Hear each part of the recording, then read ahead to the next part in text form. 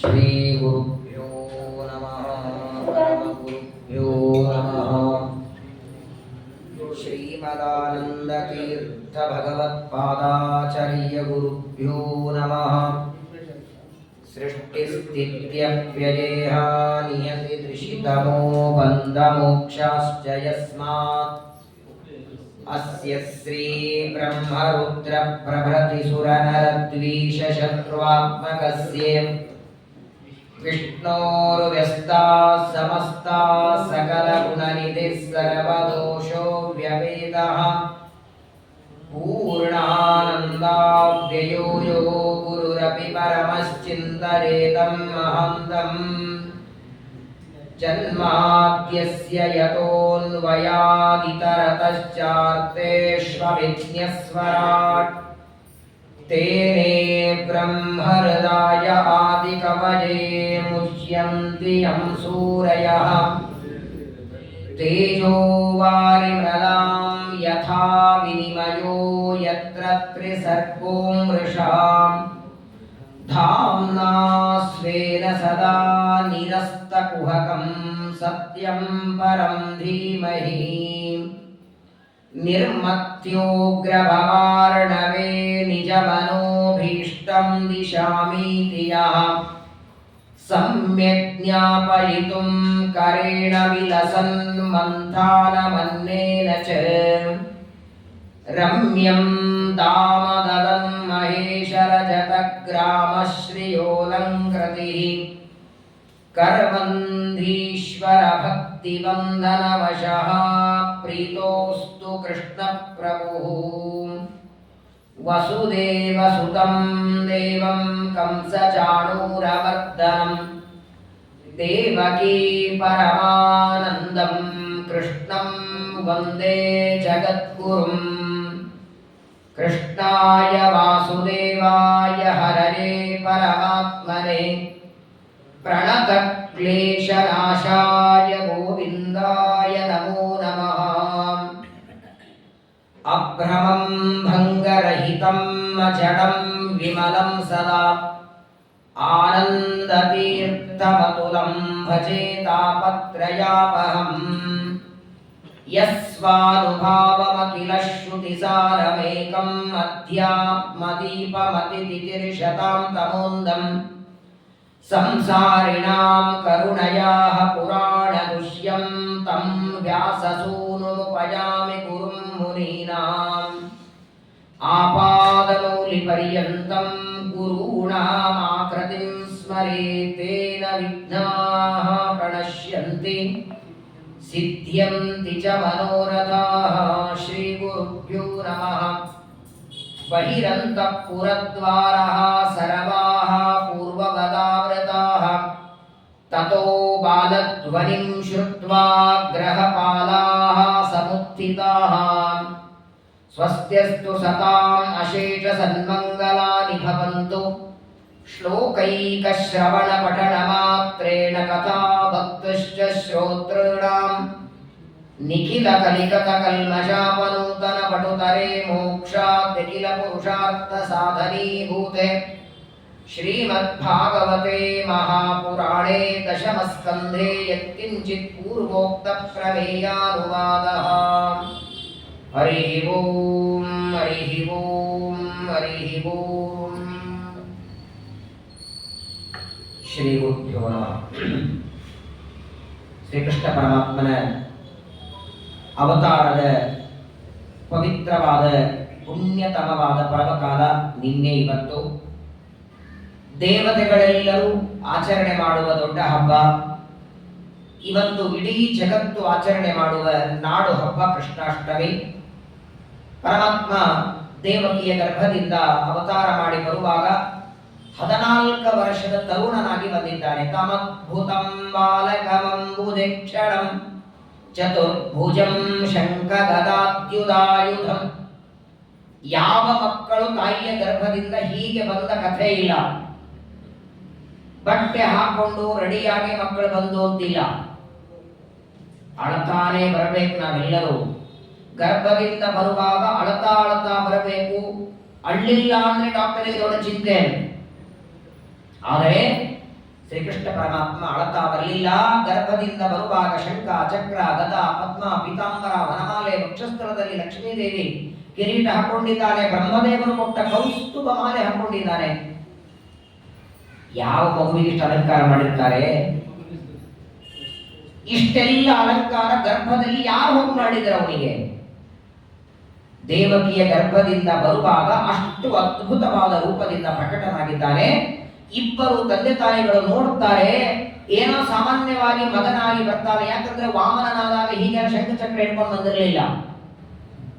ಇವನೇ ಇದಕ್ಕೂ ಮೊದಲು ಮಗನಾದಾಗ ಪೃಷ್ಟಿ ಗರ್ಭ ಅಂತಾದಾಗಲೂ ಆಗ ಈಗೆಲ್ಲ ಬಂದಿದ್ದಿಲ್ಲ. ಇದಕ್ಕೂ ಮೊದಲು 2 ಬಾರಿ ಅದಿತಿ ಕಶ್ಯಪರ ಮಗನಾದಾಗ ಈ ರೀತಿ ಶಂಖಚಕ್ರಗಳಿಲ್ಲ. ಆದರೆ ಇದೇ ಒಂದು ಅವತಾರದಲ್ಲಿ ಪರಮಾತ್ಮ ತೋರಿಸಿದ್ದಾರೆ. ವಸುದೇವ ದೇವಕಿಯರು ಭಗವಂತನ ಆ ರೂಪವನ್ನು ನೋಡುತ್ತಾರೆ. ಆನಂದ ಆಗಿದೆ. ಇಬ್ಬರು ಸ್ತೋತ್ರ ಮಾಡ್ತಾರೆ. ಆಗ ಪರಮಾತ್ಮ ತಂದೆ ತಾಯಿಗಳ ಜೊತೆಗೆ ಮಾತಾಡ್ತಾನೆ. ವಸುದೇವನಿಗೆ ಹೇಳ್ತಾನೆ, ನೀವು ಮೂಲ ರೂಪದಲ್ಲಿ ಕಶ್ಯಪರಾದಾಗ ತಪಸ್ಸು ಮಾಡಿ ಬ್ರಹ್ಮದೇವರಿಂದ ವರ ಪಡೆದಿದ್ರಿ. ನಾನು 3 ಜನ್ಮದಲ್ಲಿ ನಿಮ್ಮ ಮಗನಾಗಬೇಕು ಅಂತ. ಬ್ರಹ್ಮದೇವರ ವರನು ಸತ್ಯ ಮಾಡಬೇಕು, ನಿಮ್ಮ ಮಾತು ಸತ್ಯ ಮಾಡಬೇಕು ಅಂತ ಈಗ ನಾನು 3ನೇ ಬಾರಿ ಪೃಷ್ಣಿ ಗರ್ಭ ಮೊದಲನೇ ಅವತಾರ, ವಾಮನ 2ನೇ ಅವತಾರ, ಈಗ 3ನೇದ್ದು ಕೃಷ್ಣನಾಗಿ ಬಂದಿದ್ದೇನೆ ಅಂತ ಅವರ ಹಿಂದಿನ 2 ಅವತಾರಗಳನ್ನು ನೆನಪು ಮಾಡಿ ಒಂದು ಮಾತನ್ನ ಪರಮಾತ್ಮ ಹೇಳ್ತಾರೆ. ಈಗ ನೀನು ನನ್ನನ್ನ ಇಲ್ಲಿಂದ ಕರ್ಕೊಂಡು ಮಥುರೆಯಿಂದ ಗೋಕುಲಕ್ಕೆ ಕರ್ಕೊಂಡು ಹೋಗಬೇಕು. ಇದೆಲ್ಲ ಹೇಳಿದ ಮೇಲೆ ಮಗುವಾಗಿದ್ದವನು ಆಜ್ಞೆ ಮಾಡ್ತಾನೆ. ಯಾಕಂದ್ರೆ ಹಿಂದೊಂದು ಮಾತು ಬಂತು. ಕಂಸ ದೇವಕಿಯನ್ನ ಕೊಲ್ತೇನೆ ಅಂತ ನಿಂತಾಗ ವಸುದೇವ ಕೊಟ್ಟ ಮಾತೇನು? ಎಲ್ಲ ಮಕ್ಕಳನ್ನ ಕೊಡ್ತೇನೆ ಅಂತ. ಹಾಗಾದ್ರೆ ಈ ಮಗನ ಕೊಳ್ಳಿಲ್ಲ. 8ನೇ ಮಗನಾದ ಕೃಷ್ಣನನ್ನ ಹುಟ್ಟಿದಾಕ್ಷಣ ಮಥುರೆಯಿಂದ ಕರ್ಕೊಂಡು ಹೋಗಿ ಬಿಡ್ತಾನೆ. ವಾಸ್ತವಿಕ ಸತ್ಯ ಮಾತಾಡ್ತಾರೆ ವಸುದೇವ. ಸತ್ಯಕ್ಕೆ ಹೆದರ್ತಾರೆ ಅಂತ ಅನ್ಸಿದ್ರೆ ಮತ್ತೆ ಈ ಮಗನನ್ನ ಕೊಡ್ಲಿಲ್ಲಲ್ಲ ಅಂದ್ರೆ ಈ ಮಗನನ್ನ ಕೊಡದೇ ಇರೋದಕ್ಕೆ ದೇವರ ಆಜ್ಞೆನೇ ಪ್ರಧಾನ. ಸಾಕ್ಷಾತ್ ಕೃಷ್ಣ ಪರಮಾತ್ಮನೇ ಆಜ್ಞೆ ಮಾಡಿಬಿಟ್ಟಿದ್ದ. ನನ್ನನ್ನ ಮಥುರೆಯಿಂದ ಗೋಕುಲಕ್ಕೆ ಕರ್ಕೊಂಡು ಹೋಗು. ಆ ಗೋಕುಲದಲ್ಲಿ ತನ್ನ ಹೆಂಡತಿ ತಂಗಿಯಾಗಿ ಅವತಾರ ಮಾಡಿದ್ದಾಳೆ. ನೋಡಿ, ದುರ್ಗಾದೇವಿ ಯಶೋದೆಯ ಗರ್ಭದಲ್ಲಿ ಹುಟ್ಟಿದ್ದಾಳೆ. ಇನ್ನೂ ರುಕ್ಮಿಣಿ ಸತ್ಯಭಾಮ ಅವತಾರ ಮಾಡಿಲ್ಲ. ಯಾವಾಗಲೂ ನೋಡಿ, ದೇವರು ಯಾವಾಗ ಭೂಮಿಗೆ ಬರಬೇಕಾದರೂ ಅವರವರ ಮೂಲ ರೂಪದ ಹೆಂಡತಿ ಬರಲೇಬೇಕು. ಆದರೆ ಕೃಷ್ಣಾವತಾರ ಆಗುವ ಸಂದರ್ಭದಲ್ಲಿ ಇನ್ನೂ ರುಕ್ಮಿಣಿ ಬಂದಿಲ್ಲ, ಸತ್ಯಭಾಮಾದೇವಿ ಅವತಾರ ಆಗಿಲ್ಲ. ದೇವರ ಅವತಾರ ಮೊದಲಾಗಿದೆ. ಕೃಷ್ಣ ಹುಟ್ಟಿದ ಅನೇಕ ವರ್ಷಗಳ ನಂತರದಲ್ಲಿ ರುಕ್ಮಿಣಿ ಹುಟ್ಟುತ್ತಾಳೆ ಅಂದ್ರೆ ಅವತಾರ ಮಾಡಿ ಬರ್ತಾಳೆ. ಹಾಗಾಗಿ ಶ್ರೀಕೃಷ್ಣನ ಅವತಾರದ ಸಂದರ್ಭದಲ್ಲಿ ಲಕ್ಷ್ಮೀದೇವಿಯ ಅವತಾರ ಅಂದ್ರೆ ದುರ್ಗಾವತಾರ ಒಂದೇ ಅನ್ನೋದಕ್ಕಾಗಿ ಶ್ರೀಮದಾಚಾರ್ಯರು ಬಹಳ ಸುಂದರವಾಗಿ ನಿರ್ಣಯವನ್ನ ಕೊಡ್ತಾರೆ. ಪರಮಾತ್ಮನ ಆಜ್ಞೆಯನ್ನ ಮಾಡಿ ವಸುದೇವ ದೇವಕಿಯರಿಗೆ ಹೇಳ್ತಾರೆ. ತಂದೆ ತಾಯಿಗಳ ನೋಡ್ತಾ ಶಂಖಚಕ್ರ ಗದಾ ಪದ್ಮವನ್ನ ನೋಡ್ತಾ ಭಗವಂತನ ದರ್ಶನ ಮಾಡುತ್ತಿದ್ದಾರೆ. ಗರ್ಭದಿಂದ ಯಾವ ರೂಪದಿಂದ ಬಂದ ತಂದೆ ತಾಯಿಗಳ ನೋಡ್ತಾ ಇರುವಾಗಲೇ ಬಭೂವ ಪ್ರಾಕೃತ ಶಿಶು. ಸಾಮಾನ್ಯವಾಗಿ ಮಕ್ಕಳು ತಾಯಿಯ ಗರ್ಭದಿಂದ ಹೇಗೆ ಬರ್ತಾರೋ ಇತ್ಯುಕ್ತ್ವಾ ಸಿದ್ಧರಿಸ್ತೋಷ್ಟಿಂ ಭಗವಾನ್ ಆತ್ಮ ಮಾಯಯ. ಯಾರಿಗೆ ಬರುತ್ತೆ? ದೊಡ್ಡವರಾದ ಈಗ ನಾವೇ ಇಷ್ಟು ಜನ ಇದ್ದೇವೆ, ಮಗುವಾದ್ರೆ ಆಗ್ತೀವ? ಮಗುವಿನ ಫೋಟೋ ಮಗುವಿದ್ದಾಗ ತರಿಸ್ಕೊಂಡು ಫೋಟೋ ಇದೆ ತೋರಿಸ್ಬೇಕಷ್ಟೇ, ಅದು ಇಲ್ಲ. ದೊಡ್ಡವರಾದವರು ಸಣ್ಣವರಾದ ಉದಾಹರಣೆ ಇಲ್ಲ, ಸಣ್ಣವರಾದವರು ದೊಡ್ಡವರಾದದ್ದಿದೆ. ಗರ್ಭದಿಂದ ಬರುವಾಗ ಪರಮಾತ್ಮ 14 ವರ್ಷದ ತರುಣನಂತೆ ಬಂದು ಮತ್ತೆ ಚಿಕ್ಕವನಾದ ಎಲ್ಲ ಮಾಯ ಮಾಡಿಬಿಟ್ಟ. ಶಂಖ ಇಲ್ಲ, ಚಕ್ರ ಇಲ್ಲ, ಗದಾಪದ್ಮಗಳಿಲ್ಲ, ಕಿರೀಟ ಇಲ್ಲ, ವರಮಾಲೆ ಇಲ್ಲ. ಚತುರ್ಭುಜವನ್ನ ಮಾಯ ಮಾಡಿ 2 ಕೈಗಳಿಂದ ಒಂದು ಮಗು ತಾಯಿಯ ಮಡಿ ಮೇಲೆ ಹೇಗೆ ಆಗಬೇಕು ಹಾಗೆ ಮಗುವಾಗಿ ಬಿಟ್ಟಿದ್ದ. ನೋಡುತ್ತಾರೆ, ದೇವಕಿ ತನ್ನ ತೊಡೆ ಮೇಲೆ ಮಗುವನ್ನು ಇಟ್ಕೊಂಡಿದ್ದಾಳೆ. ಏನು ಆನಂದ ತಾಯಿಗೆ. ಆದರೆ ದೇವರ ಆಜ್ಞೆ ಮಾಡಿದ್ದಾನೆ. ವಸುದೇವ ಅಂತಾನೆ ಮಗುವನ್ನು ಕೊಡು ಅಂತಾನೆ. ಎಷ್ಟು ದುಃಖ ನೋಡಿ. 6 ಮಕ್ಕಳನ್ನ ಕಂಸ ಕೊಂದು ಹಾಕಿದ್ದಾನೆ. 7ನೇದು ಗರ್ಭದಿಂದಲೇ ಇನ್ನೊಂದು ಗರ್ಭಕ್ಕೆ ಹೋಗಿದೆ. ಈಗ ಹುಟ್ಟಿದ್ದೆ ಒಂದು ಮಗು, ಅದು ತೊಡೆ ಮೇಲಿದೆ. ಯಾಕಂದ್ರೆ ಹುಟ್ಟಿದ ಮಕ್ಕಳು ಹುಟ್ಟಿದಾಕ್ಷಣವಿದು ಕಂಸನಿಗೆ ಕೊಡ್ತಿದ್ದ. ಯಾವ ಮಗುವನ್ನು ತೊಡೆ ಮೇಲೆ ಇಟ್ಕೊಳ್ಳೇ ಇಲ್ಲ ದೇವಕಿ. ಈ 8ನೇ ಮಗು ಪರಮಾತ್ಮ ದೊಡ್ಡವನಿದ್ದವರು ಚಿಕ್ಕವನಾಗಿ ತೊಡೆ ಮೇಲಿದ್ದಾನೆ. ಆದರೆ ದೇವಕ್ಕೆ ವಸುದೇವಂತಾನೆ ಮಗುವನ್ನು ಕೊಡು, ಮಥುರೆ ಕರ್ಕೊಂಡು ಹೋಗ್ತಾರೆ. ತಾಯಿಗೆ ಇದಕ್ಕಿಂತ ದೊಡ್ಡ ದುಃಖ ಇಲ್ಲ. ಕರುಳು ಕಿತ್ತಿ ಬಂದಂಗಾಗತ್ತೆ. ತನ್ನ ಮಗು ತನ್ನಿಂದ ಯಾರೋ ದೂರ ಮಾಡ್ತಾರಂದ್ರೆ ಏನ್ ದುಃಖ ಆಗತ್ತೆ ಹೇಳಿ. ಕೊಡೋದಕ್ಕೆ ಮನಸ್ಸಿಲ್ಲ ದೇವಕಿಗೆ. ಆದರೆ ದೇವರ ಆಜ್ಞೆನೇ ಆಗಿದ್ದದ್ದಕ್ಕೆ ಪರಮಾತ್ಮ ಅಲ್ಲಿಂದ ಹೊರಟಿದ್ದಾನೆ. ಒಂದು ಬಿದುರಿನ ಬುಟ್ಟಿಯೊಳಗೆ ಕೃಷ್ಣ ಪರಮಾತ್ಮನನ್ನ ಮಲಗಿಸಿದ್ದಾನೆ. ಆ ಮಗುವನ್ನ ಇಟ್ಟುಕೊಂಡು ತಲೆ ಮೇಲೆ ಇಟ್ಟುಕೊಂಡು. ಆದರೆ ಇಲ್ಲೊಂದು ಮಾತು ವಾದಿರಾಜರು ತುಂಬಾ ಚೆನ್ನಾಗಿ ಹೇಳ್ತಾರೆ. ಅಲ್ಲ, ವಸುದೇವ ದೇವಕಿಯರ ಕೈಕಾಲಿಗೆ ಒಳ್ಳೆ ಸರ್ಪಳೆ ಹಾಕಿ ಚೆನ್ನಾಗಿ ಬೀಗ ಹಾಕಿದ್ದ ಕಂಸ. ಅವರ ಕೈಕಾಲಿಗೆ ಬೀಗ ಬೇರೆ, ಅವರು ಇರುವಂತಹ ಅರಮನೆಯ ಬೀಗ ಬೇರೆ. ಅದಾದ ಮೇಲೆ ಇನ್ನೊಂದು ಬಾಗಿಲು. ಅವನು ಅದನ್ನು ದಾಟಿ ಹೊರಗೆ ಬರುವಾಗ ಒಂದು 8 ಬಾಗಿಲಿತ್ತು. ಪೂರ್ಣ ಅರಮನೆಯನ್ನ ದಾಟಿ ಕಂಸ ವಸುದೇವ ಹೊರಗೆ ಬರೋದಕ್ಕೆ 8 ಬಾಗಲ. ಎಲ್ಲಾ ಬಾಗಿಲುಗಳಿಗೆ ಬೀಗ ಹಾಕಿ ಬೀಗದ ಕೈ ಕಂಸನ ಹತ್ರ ಇತ್ತು. ಬಂದ ಹೆಂಗ್ ವಸುದೇವ ಹೊರಗೆ? ಕೈಯ ಸರ್ಪಳಿಗಳನ್ನ ಯಾರು ಬಿಚ್ಚಿದರು? ಸರ್ಪಳಿಗೆ ಅತ್ಯಂತ ದೊಡ್ಡದಾದ ಕೀಲಿ ಹಾಕಿದ್ದ. ಯಾಕೆ ಹೋಯ್ತು ಅಂದ್ರೆ ವಾದಿರಾಜರು ಲಕ್ಷ್ಮೀ ಶೋಭಾನದಲ್ಲಂತಾರೆ, ದೇವರ ನಾಮಸ್ಮರಣೆ ಮಾಡಿದರೆ ಸಂಸಾರದ ಸರ್ಪಳಿಗೆ ಕಿತ್ತುವಾಗಿದ್ದಾನೆ. ನಾಮಸ್ಮರಣೆ ಮಾಡಿದರೆ ಈಗಂತೂ ಕೈಯಾಗೇ ಇದ್ದಾನು. ದೇವರನ್ನ ಕೈಯಲ್ಲಿ ಹೊತ್ಕೊಂಡವರು ಯಾವ ಬೀಗ ಏನ್ರಿ ಮಾಡತ್ತೆ? ಕರಸ್ತ ದೇವಸ್ಯ ಕುತೋಂತರಾಯ. ಕೈಯಲ್ಲಿ ಪರಮಾತ್ಮನನ್ನು ಹೊತ್ಕೊಂಡು ಹೊರಟಿದ್ದಾರೆ. ಉತ್ತರಾದಿ ಮಠದ ರಘುನಾಥ ತೀರ್ಥರ ಶಿಷ್ಯರು ರಘುವರಿಯ ತೀರ್ಥರು ರಾಮದೇವರ ಪೆಟ್ಟಿಗೆಯನ್ನ ಕುತ್ತಿಗೆ ಹಾಕಿಕೊಂಡು ತುಂಬಿದ ಭೀಮೆಯಲ್ಲಿ ಧುಮುಕ್ತಾರೆ. ಮಹಾಪ್ರವಾಹಿನಿ ಭೀಮಾ ಯಸ್ಯ ಮಾರ್ಗ ಮದಾನ್ಮುದ ರಘುವರಿಯೋ ಮುದಂ ದದ್ಯಾತ್ ಕಾಮಿತಾರ್ಥ ಪ್ರದಾಯಕಃ. 2 ಭಾಗವಾಗಿ ಭೀಮ ದಾರಿ ಕೊಟ್ಟರು ಅಂತ ಕಥೆ ಕೇಳ್ತೇವೆ. ಪ್ರತಿಮೆ ಕೈಯಲ್ಲಿ ಇಟ್ಕೊಂಡು ಮುಳುಗಿದರೆ 2 ಭಾಗವಾಗಿ ನದಿ ದಾರಿ ಕೊಡಬೇಕಾದ್ರೆ ಇಲ್ಲಿ ಪ್ರತಿಮೆ ಅಲ್ಲ, ಸಾಕ್ಷಾತ್ ಚಿನ್ಮಯ ರೂಪದಿಂದ ಕೃಷ್ಣನನ್ನ ಕೈಯಲ್ಲಿ ಇಟ್ಕೊಂಡಿದ್ದಾನೆ. ಯಾವಾಗ ವಸುದೇವ ಕೃಷ್ಣನನ್ನ ಕೈಯಲ್ಲಿ ಇಟ್ಕೊಂಡಿದ್ದಾರೆ, ತನ್ನಷ್ಟಕ್ಕೆ ತಾನು ಸರ್ಪಣಿ ಬಿಚ್ಚಿದೆ. ಬೀಗಗಳೆಲ್ಲ ತೆಗೆದು ಭಾಗಗಳೆಲ್ಲ ತನ್ನಷ್ಟಕ್ಕೆ ತೆಗೆದಿವೆ ಅಂತ ಯಾರೇನು ತೆಗಿಬೇಕಾಗಿಲ್ಲ. ಎಲ್ಲ ಬಾಗಿಲುಗಳು ಬರಬರವರ ತೆಗೆದಿವೆ. ಕಂಸನ ಸೇವಕರು ಎಲ್ಲಿ ನಿಂತ್ಕೊಂಡಿದ್ದಾರೆ ಅಲ್ಲೇ ಗಾಢವಾಗಿ ಮಲಗಿದ್ದಾರೆ. ಯಾರಿಗೂ ಎಚ್ಚರಿಲ್ಲ. ಅನಾಯಾಸವಾಗಿ ಅರಮನೆಯಿಂದ ಕಂಸ ವಸುದೇವ ಹೊರಗೆ ಬರ್ತಾನೆ. ಪರಮಾತ್ಮನನ್ನ ಬಿದುರಿನ ಬುಟ್ಟಿಯಲ್ಲಿ ಇಟ್ಟುಕೊಂಡು ಹೊರಟಿದ್ದಾರೆ. ಮೊದಲೇ ಶ್ರವಣ ಮಾಸ, ಕೃಷ್ಣ ಪಕ್ಷ, ಸಣ್ಣಾಗಿ ಮಳೆ ಬೇರೆ ಬರ್ತಿದೆ. ಈಗ ಹೇಳಿದ್ರಲ್ಲ ಮಂದಂ ಮಂದಂ ಜಲಧರ, ಅವತಾರ ಆಗುವಾಗಲೇ ಮಳೆ ಬರ್ತಿತ್ತು. ಪರಮಾತ್ಮನನ್ನ ಕರ್ಕೊಂಡು ಹೊರಟಿದ್ದಾನೆ. ಅದೇ ಸಂದರ್ಭದಲ್ಲಿ ಶೇಷದೇವರು ಬಂದು ಹೆಡೆಗಳನ್ನು ತೆಗೆದರು. ಕೃಷ್ಣ ಪರಮಾತ್ಮನ ಮೇಲೆ ಹೆಡೆಗಳನ್ನ ಹಿಡಿದು ಪರಮಾತ್ಮನನ್ನ ಅಲ್ಲಿಂದ ಕರ್ಕೊಂಡು ಹೋಗ್ತಿದ್ದಾರೆ. ಇದಕ್ಕೂ ವಾದಿರಾಜ ಚೆನ್ನಾಗಿ ಹೇಳ್ತಾರೆ, ಶೇಷದೇವರು ಯಾಕೆ ಬಂದಿದ್ದರಲ್ಲಿ? ಆ ಮಳೆಯ ಹನಿಯಿಂದ ಕೃಷ್ಣನಿಗೆ ನೆಗಡಿಯಾಗಿ ಶೀತಾಗಿ ಇನ್ನೇನೋ ಜ್ವರಾಗಿನ ಬರತ್ತೆ ಅಂತ ಬಂದಿದ್ರ? ಅಚ್ಯುತಾನಂತ ಗೋವಿಂದ ನಾಮೋಚ್ಚಾರಣ ಭೇಷಜ ನಶ್ಯಂತಿ ಸಕಲಾರೋಗಾಃ ಸತ್ಯಂ ಸತ್ಯಂ ವದಾಮ್ಯಹಂ. ಅಚ್ಯುತ ಅನಂತ ಕೇಶವ ಅಂತಂದ್ರೆ ಇನ್ನೊಬ್ಬರ ಮಹಾರೋಗ ಕಳೆಯ ಇವನಿಗೆಲ್ಲಿ ರೋಗ ಇದೆ? ಅದ್ಯಾಕೆ ಬಂದಿದ್ರಲ್ಲಿ? ಶೇಷದೇವರು ತಮ್ಮ ಹೆಡೆಗಳನ್ನು ಹಿಡಿದು ಬಂದದ್ದು ಕೃಷ್ಣನ ಕಿವಿಯೊಳಗೆ ಏನೋ ಪರ್ಸನಲ್ ಮಾತಾಡೋದಕ್ಕೆ ಬಂದಿದ್ರ. ಯಾಕಂದ್ರೆ ಗೊತ್ತಿದೆ, ಮುಂದಿನ ದೊಡ್ಡವನಾದ್ರೆ ಕೈಗೆ ಸಿಗಲ್ಲ. ದೊಡ್ಡ ವ್ಯಕ್ತಿಗಳಿಗೆ ನೀವು ಮಾತಾಡಬೇಕು ಅಂದ್ರೆ ಅವ್ರು ಸಣ್ಣವರಿದ್ದಾಗೆ ಮಾತಾಡ ಮುಗಿಸ್ಬೇಕು. ಗೊತ್ತಿತ್ತು ಶೇಷದೇವರಿಗೆ, ಇವನ ಮುಂದೆ ತುಂಟಾಟ ಶುರುವಾಗುತ್ತೆ, ಇವನು ಗೋಪಾಲಕೃಷ್ಣರಾಗ್ತಾರೆ, ಇವ್ರ ಕೈಗೆ ಸಿಗಲ್ಲ ಅಂತ ಹೇಳಿ ಅವತ್ತಿನ ದಿನವೇ ಏನು ಮಾತಾಡೋದಿತ್ತು ಅಂದ್ರೆ ಶೇಷದೇವರು ಆ ಹೆಡೆಯನ್ನು ಹಿಡಿದು ಕಿವಿಯಲ್ಲಿ ಮಾತಾಡಿದರಂತೆ, ಅಲ್ಲ ಸ್ವಾಮಿ, ರಾಮಾವತಾರದಲ್ಲಿ ನನ್ನನ್ನು ತಮ್ಮ ಮಾಡಿದ್ದೆ, ನಿನ್ನ ಸೇವೆ ಮಾಡಿದ್ದೆ ಲಕ್ಷ್ಮಣನಾಗಿ. ಆ ಸೇವೆ ಮಾಡಿದ್ದಕ್ಕೆ ಈಗ ಅಣ್ಣನ ಪೋಷ್ಟ ಕೊಟ್ಟಿದ್ದೆ ಬಲರಾಮ ಅಂತ, ಪರವಾಗಿಲ್ಲ. ಆದರೆ ಅಣ್ಣ ಅಂತ ಮೇಲೆ ಕೆಲವು ಸಲ ನಿನಗೆ ಆಜ್ಞೆ ಮಾಡಬೇಕಾಗತ್ತೆ, ಅನಿವಾರ್ಯ. ಅಣ್ಣ ಅಂದ ಮೇಲೆ ಆಜ್ಞೆ ಮಾಡಬೇಕು. ಕೆಲವು ಸಲ ನಿನ್ನನ್ನು ಕೈ ಎತ್ತಬೇಕು, ಕೆಲವು ಸಲ ಹೊಡಿಬೇಕು, ಕೆಲವು ಸಲ ಬೈಯೋ ಪ್ರಸಂಗ ಬರುತ್ತೆ.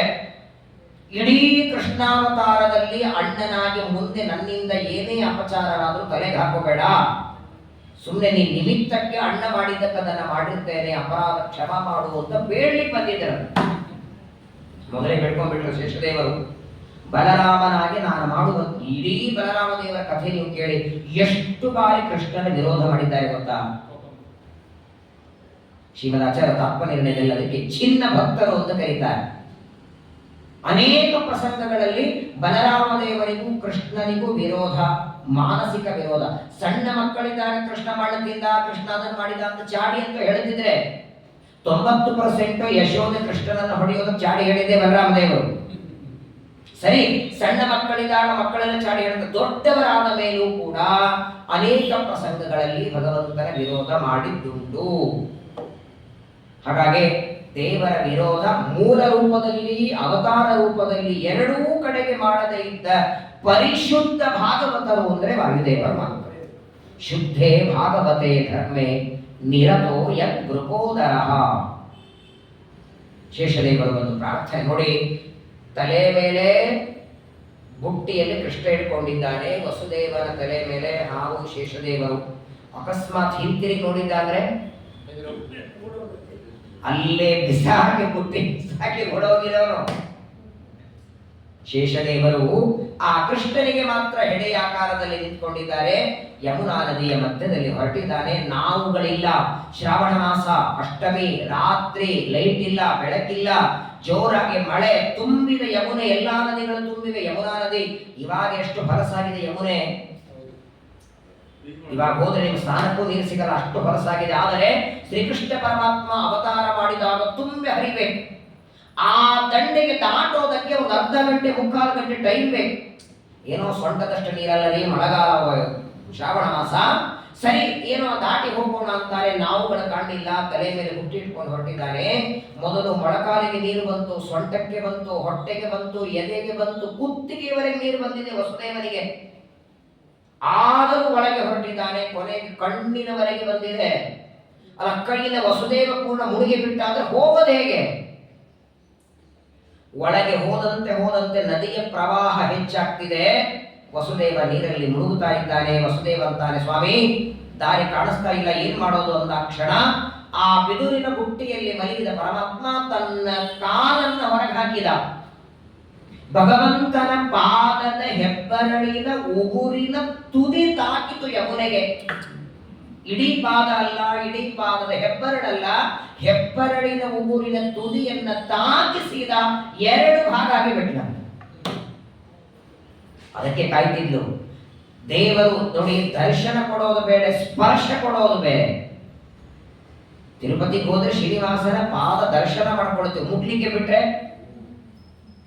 ಬರದೇ ಮನೆ ಕಿರಿಗಿ. ಪ್ರತ್ಯಕ್ಷವಾಗಿ ದೇವರನ್ನ ಮುಟ್ಟೋ ಭಾಗ್ಯ ಅದು ಪಂಢರಪುರದಲ್ಲಿ ಮಾತ್ರ. ಪಾದವನ್ನ ಮುಟ್ಟಿ ದರ್ಶನ, ಏನು ಆನಂದ ನೋಡಿ. ನಾನು ಅಕಸ್ಮಾತ್ ಆಗಿ ವಸುದೇವನನ್ನ ನೀರಿನಲ್ಲಿ ಮುಳುಗಿಸಲಿಲ್ಲ ಅಂದ್ರೆ ಕೃಷ್ಣನ ದರ್ಶನ ಕೊಡಲ್ಲ ಅಂತ ಗೊತ್ತಿತ್ತು ಯಮುನೆಗೆ. ಯಾಕಂದ್ರೆ ಯಮುನಾ ನದಿ ಯಾರು ಗೊತ್ತಾ? ಯಮದೇವರ ತಂಗಿಯವಳು. ಅಣ್ಣ ತಂಗಿ ಪ್ಲಾನ್ ಮಾಡ್ಕೊಂಡೇ ಬಂದಿದ್ದಾರೆ. ಒಂದು ಬಾರಿ ಈ ಯಮುನಾ ದೇವಿಯನ್ನೇ ನಾಳೆ ಭಾದ್ರಪದ ಶುದ್ಧ ಚತುರ್ದಶಿ ಅನಂತನ ಪೂಜೆ ಮಾಡುವಾಗ ಇವಳ ಪೂಜೆ ಇದೆ. ಯಮುನಾ ಪೂಜೆ, ಶೇಷ ಪೂಜೆ, ಯಮುನಾ ನದಿ ಯಮದೇವರ ತಂಗಿ. ವಿಶೇಷವಾಗಿ ಯಾರು ಯಮುನಾ ದೇವಿಯ ಪೂಜೆಯನ್ನ ಮಾಡ್ತಾರೋ ತನ್ನ ಅಣ್ಣನಿಗೆ ಹೇಳ್ತಾರೆ, ಇವನು ನರಕಕ್ಕೆ ಬಂದರೆ ಬಹಳ ದುಃಖ ಕೊಡಬೇಡ ಇವನಿಗೆ. ಹಾಗಾಗಿ ಕಡ್ಡಾಯವಾಗಿ ಯಮುನಾ ದೇವಿಯ ಪೂಜೆ ಮಾಡಲೇಬೇಕು. ಇವತ್ತಿಗೂ ಪ್ರಯಾಗದಲ್ಲಿ ನೀವು ನೋಡಿ, ತ್ರಿವೇಣಿ ಸಂಗಮದಲ್ಲಿ ಕಾಣಿಸ್ತದೆ ಯಮುನಾ ನದಿ ನೀರು, ಗಂಗಾ ನದಿ ನೀರು ಎರಡೂ ಸೇರೋದು ಅಲ್ಲಿ ಕಾಣುತ್ತದೆ. ಯಾವಾಗ ಕೃಷ್ಣ ಪರಮಾತ್ಮ ತನ್ನ ಪಾದದ ಸ್ಪರ್ಶ ಮಾಡಿಸಿದ, ಎರಡು ಭಾಗ ಆಗಿದೆ, ಅನಾಯಾಸವಾಗಿ ದಾಟಿದ್ದಾನೆ. ಮಥುರೆಯಿಂದ ದಾಟಿ ಗೋಕುಲಕ್ಕೆ ಬರ್ತಾನೆ. ಬಂದು ನೋಡ್ತಾನೆ, ಅಲ್ಲಿ ಯಶೋದೆ ಒಂದು ಮಗುವಿಗೆ ಜನ್ಮ ಏನೋ ಕೊಟ್ಟಿದ್ದಾಳೆ. ನಕಲ್ಲಿಂಗಂ ಪರಿಶ್ರಾಂತ ನಿದ್ರಯ ಅಪಹೃತ ಸ್ಮೃತಿ. ನಂದ ಅಂದ್ರೆ ಯಾರು ಗೊತ್ತಾ? ಭೀಷ್ಮಾಚಾರ್ಯರ ತಮ್ಮ. ಭೀಷ್ಮಾಚಾರ್ಯರು ದ್ಯುನಾಮಕ ವಸುವಾದರೆ ಅವರ ತಮ್ಮ ದ್ರೋಣ ಅನ್ನುವ ವಸುನೇ ನಂದಾಗಿ ಬಂದಿದ್ದಾನೆ. ಅವನ ಹೆಂಡತಿ ಧರಾದೇವಿ ಯಶೋದೆಯಾಗಿ ಬಂದಿದ್ದಾಳೆ.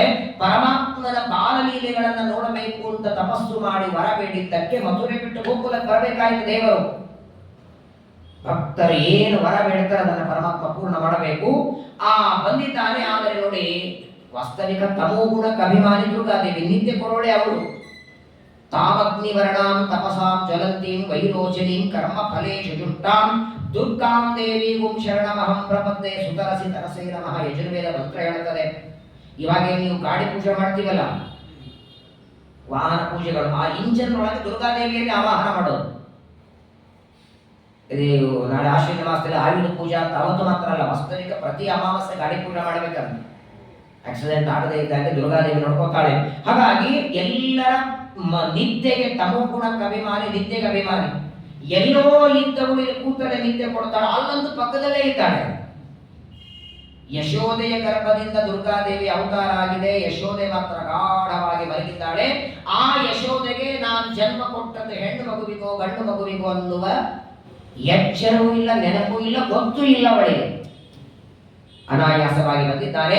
ತಾನು ಬುಟ್ಟಿಯಲ್ಲಿ ತಂದಂತಹ ಕೃಷ್ಣನನ್ನ ಯಶೋದೆಯ ಪಕ್ಕದಲ್ಲಿ ಮಲಗಿಸಿದ. ಅಲ್ಲಿ ಅವತಾರ ಮಾಡಿದ ದುರ್ಗಾದೇವಿಯನ್ನ ಮತ್ತೆ ಬುಟ್ಟಿಯೊಳಗೆ ಕರ್ಕೊಂಡಿದ್ದಾನೆ. ಮತ್ತೆ ಯಮುನೆಯನ್ನ ದಾಟಿ ಬರ್ತಿದ್ದಾನೆ. ಇಷ್ಟ ನಡಿಬೇಕಾದರೆ ಮಥುರೆಯಿಂದ ವಸುದೇವ ಹೋಗುವಾಗಲೂ ಅವನನ್ನು ಯಾರು ನೋಡಲಿಲ್ಲ.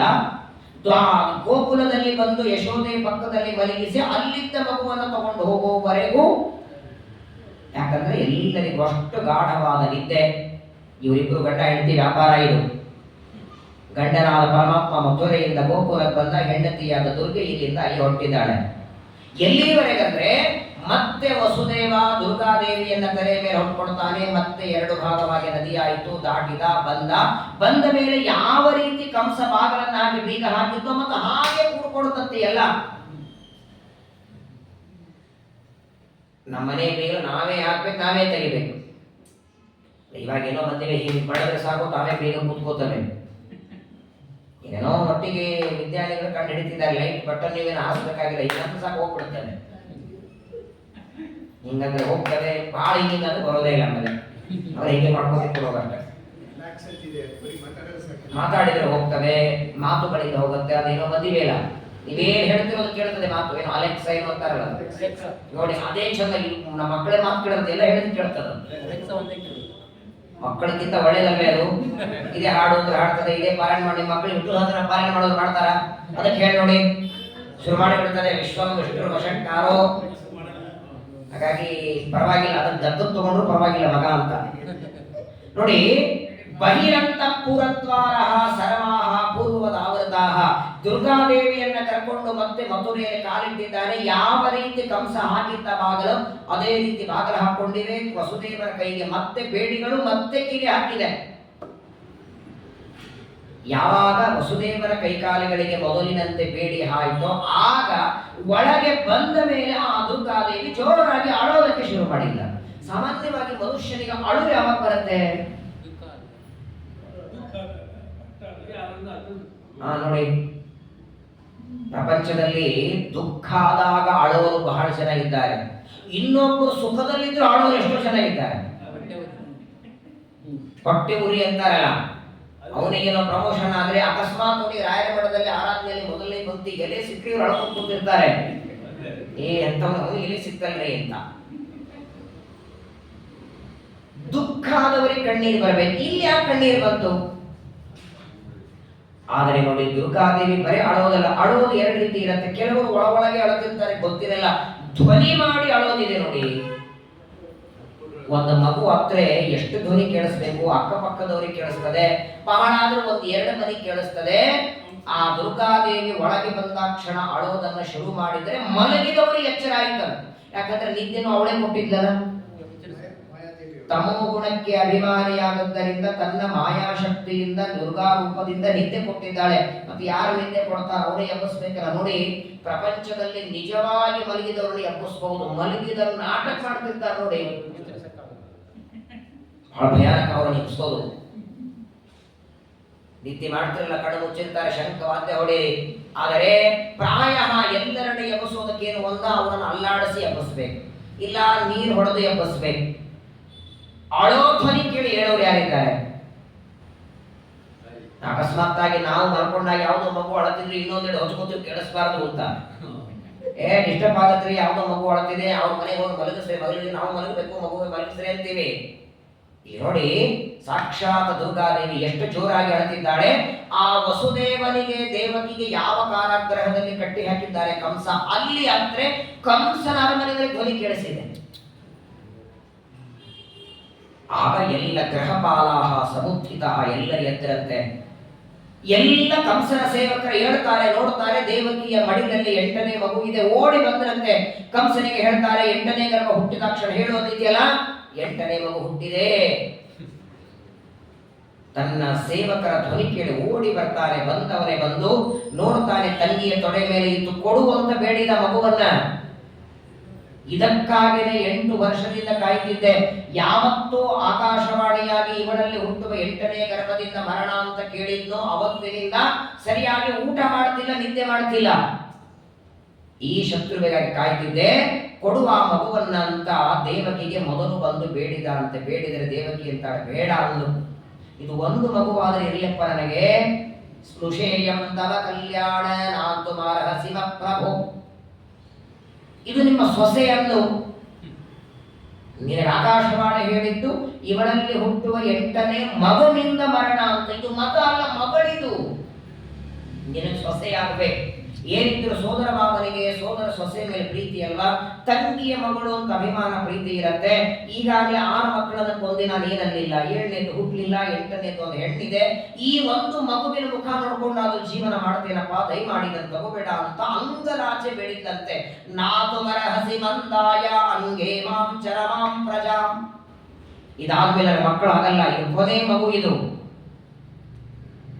ಯಾವ ತಾಯಿನೂ ಮಗನ ಮುಖ ನೋಡ್ಬೇಕಂತಾಳೆ, ದಯಮಾಡಿ ನನ್ನನ್ನ ಈ ಮಗನನ್ನ ದೂರ ಮಾಡಬೇಡ ಅಂತ ಎಷ್ಟು ಬೇಡಿಕೊಂಡ್ರು ಕೂಡ ಕಂಸ ಅಂತಾನೆ, ನೋಡು ಆಕಾಶವಾಣಿ ಹೇಳಿದ್ದು 8ನೇ ಗರ್ಭದಿಂದ ಮರಣ ಅಂತ. ಅದು ಹೆಣ್ಣು ಗಂಡು ಅಂತ ಹೇಳಿಲ್ಲ. ಅಷ್ಟಕ್ಕೂ 8ನೇ ಗರ್ಭ ಗಂಡಾಗಿದ್ರೆ ಮಾತ್ರ ನನಗೆ ಮರಣ, ಹೆಣ್ಣಾಗಿದ್ರೆ ಇಲ್ಲ ಅಂತ ನೀನೇನ್ ತಿಳ್ಕೊಂಡೆ?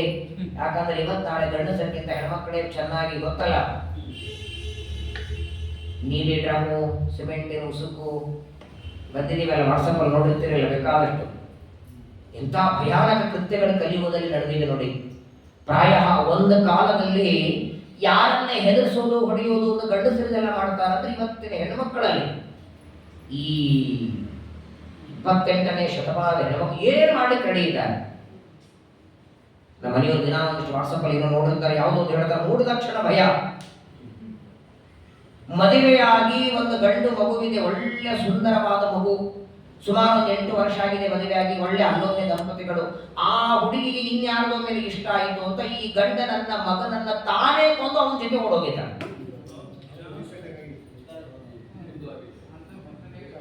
ಸ್ವಂತ ಗಂಡನನ್ನ ಸ್ವಂತ ಮಗನನ್ನ ಕೊಂದು ಅವನ ಜೊತೆ ಬಂದು ನೋಡಿದ್ರೆ ಇವನೇ ಚೆನ್ನಾಗಿ ನೋಡ್ಕೋತಿದ್ದ. ಆ ತಾತ್ಕಾಲಿಕವಾದ ಪ್ರೀತಿ ವ್ಯಾಮೋಹ ಮಾಡಿಸ್ತಿದೆ. ಭಯಾನಕವಾದದ್ದು. ಹಾಗಾಗಿ ಕಂಸ, ಯಾಕಂದ್ರೆ ಇದು ಹೆಣ್ಣು ಮಗು, ಇದನ್ನೇ ನಿನಗೆ ಆಪತ್ತು ಮಾಡಲ್ಲ, ಇದೇನು ತೊಂದರೆ ಮಾಡಲ್ಲ, ಇದನ್ನು ಯಾಕೆ ಕೊಂದಿ ಅಂದಾಕ್ಷಣ ಕಂಸ ಅಂತಾನೆ, ಹೆಣ್ಣು ಗಂಡು ಇಲ್ಲ, ಒಟ್ಟಿಗೆ 8ನೇ ಗರ್ಭದಿಂದ ಮರಣ. ಯಾವಾಗ ಯಾರಿಗೆ ಗೊತ್ತು? ಅದು ಹೆಣ್ಣು ಮಗು ಅಂತ ನಾನು ಉದಾಸೀನ ಮಾಡಿಬಿಟ್ಟೆ ಅಂದ್ರೆ ಇವಳೇ ದೊಡ್ಡವರಾದ ಮೇಲೆ ಏನಾದರೂ ಮಾಡಬಹುದು ಇವಳು. ಕೊಡು ಮಗುವನ್ನಂದಾಗ ಕೊಡೋದಿಲ್ಲ ಅಂತಾಳೆ ಪಾಪ. ಇದು ಒಂದು ಚರಮಾಂ ಪ್ರಜಾಂ, ಕೊನೆ ಮಗು ನಾನು ಕೊಡೋದಿಲ್ಲ ಅಂತ ಅಕ್ಷರ ಕಸ್ಕೊಂಡ ಅಂತೆ. ತಾಂ ಗೃಹೀತ್ವಾ ಚರಣಯೋ ಜಾತ ಮಾತ್ರಾಂ ಸ್ವಸುಸುತಾಂ. ನೀನು ಕೊಡ್ಲೇಬೇಕು ಅಂತ ಮಗುವನ್ನ ತೊಡೆ ಮೇಲಿಂದ ಎಳ್ಕೊಳ್ತಾನೆ ಕಂಸ. 2 ಕಾಲನ್ನ ಹಿಡಿತಾನೆ. ತಂಗಿಗೆ ಹೇಳ್ತಾನೆ, ಇದೊಂದು ಮಗು ಕೊಂದು ಹಾಕಿಬಿಟ್ರೆ ನಾನು ಆನಂದವಾಗಿ ನಿಮ್ಮೇಲೆ, ಯಾಕಂದ್ರೆ 8ನೇ ಮಗನಿಂದ ಬರಲಿ, ಇದೊಂದು ತೊಂದರೆ ಆಯ್ತಲ್ಲ. ಇಷ್ಟು ಹೇಳಿದ್ದಾನೆ. ಆ ದೇವಕಿಯ ಮಡಿಲಲ್ಲಿ ಇರುವ ಮಗುವನ್ನ ತಗೊಂಡು ಹೊರಗೆ ಬರ್ತಾನೆ. 6 ಮಕ್ಕಳನ್ನ ಒಂದು ದೊಡ್ಡದಾದ ಬಂಡೆಗಲ್ಲಿಗೆ ಜೋರಾಗಿ ತಿರುಗಿಸಿ ತೆಂಗಿನಕಾಯಿ ಹೊಡೆದಾಕ್ಬಿಡ್ತಿದ್ದ. ಹಾಗೇನೆ ಈ ಮಗುವನ್ನು ಕೊಲ್ಲಬೇಕು ಅಂತ ಕಾಲಗಳನ್ನ, ಪಾದವನ್ನ ಹಿಡಿದು ಜೋರಾಗಿ ತಿರುಗಿಸಿ ಇನ್ನೇನು ಅಪ್ಪಳಿಸ್ಬೇಕು.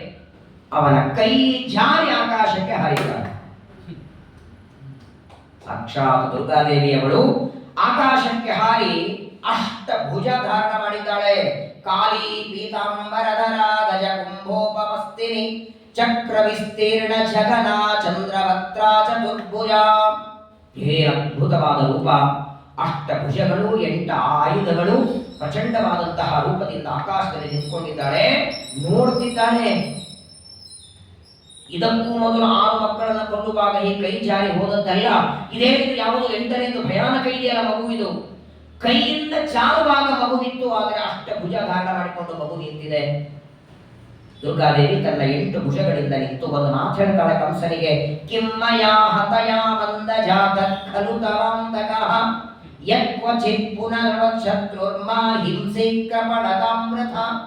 ಏನೋ ಕಂಸ ಮೂರ್ಖ, 6 ಮಕ್ಕಳನ್ನ ಕೊಂದಂತೆ ನನ್ನನ್ನು ಕೊಂದು ಹಾಕ್ಬೇಕು ಅನ್ಕೊಂಡಿದೀಯಾ? ಅಷ್ಟು ಸುಲಭವಾಗಿ ನಿನ್ನ ಕೈಯಿಂದ ಸಾಯ್ತೇನೆ? ಮೊದಲು ನಾನು ಯಾರು ಅಂತ ಗೊತ್ತಾ ನಿನಗೆ? ನಾನು ನಿನ್ನ ಕೈಯಿಂದ ಸಾಯುವ ಹೆಣ್ಣಲ್ಲ. ನನ್ನ ಕಣ್ಣಿನ ಕುಡಿನೋಟದಿಂದ 14 ಲೋಕಾತ್ಮಕ ಬ್ರಹ್ಮಾಂಡ ಭಸ್ಮವಾಗುತ್ತೆ. ಯಸ್ಯ ಅಪಂಗಲವ ಮಾತ್ರತ ಊರ್ಜಿತಾಸ ಶ್ರೀ ಯತ್ಕಟಾಕ್ಷ ಬಲವತ್ಯಜಿತಂ ನಮಾಮಿ. ದ್ವಾದಶ ಸ್ತೋತ್ರದಲ್ಲಿ ಆಚಾರ್ಯರಂತಾರೆ, ಯಂ ಕಾಮರೇ ತಂತಮುಗ್ರಂ ಕೃಣೋಮಿ ತಂ ಬ್ರಹ್ಮಾಣಂ ತಂ ಋಷಿಂ ತಂ ಸುಮೇಧಾಂ. ಏನು ಸಾಮರ್ಥ್ಯ ಲಕ್ಷ್ಮೀದೇವಿದು!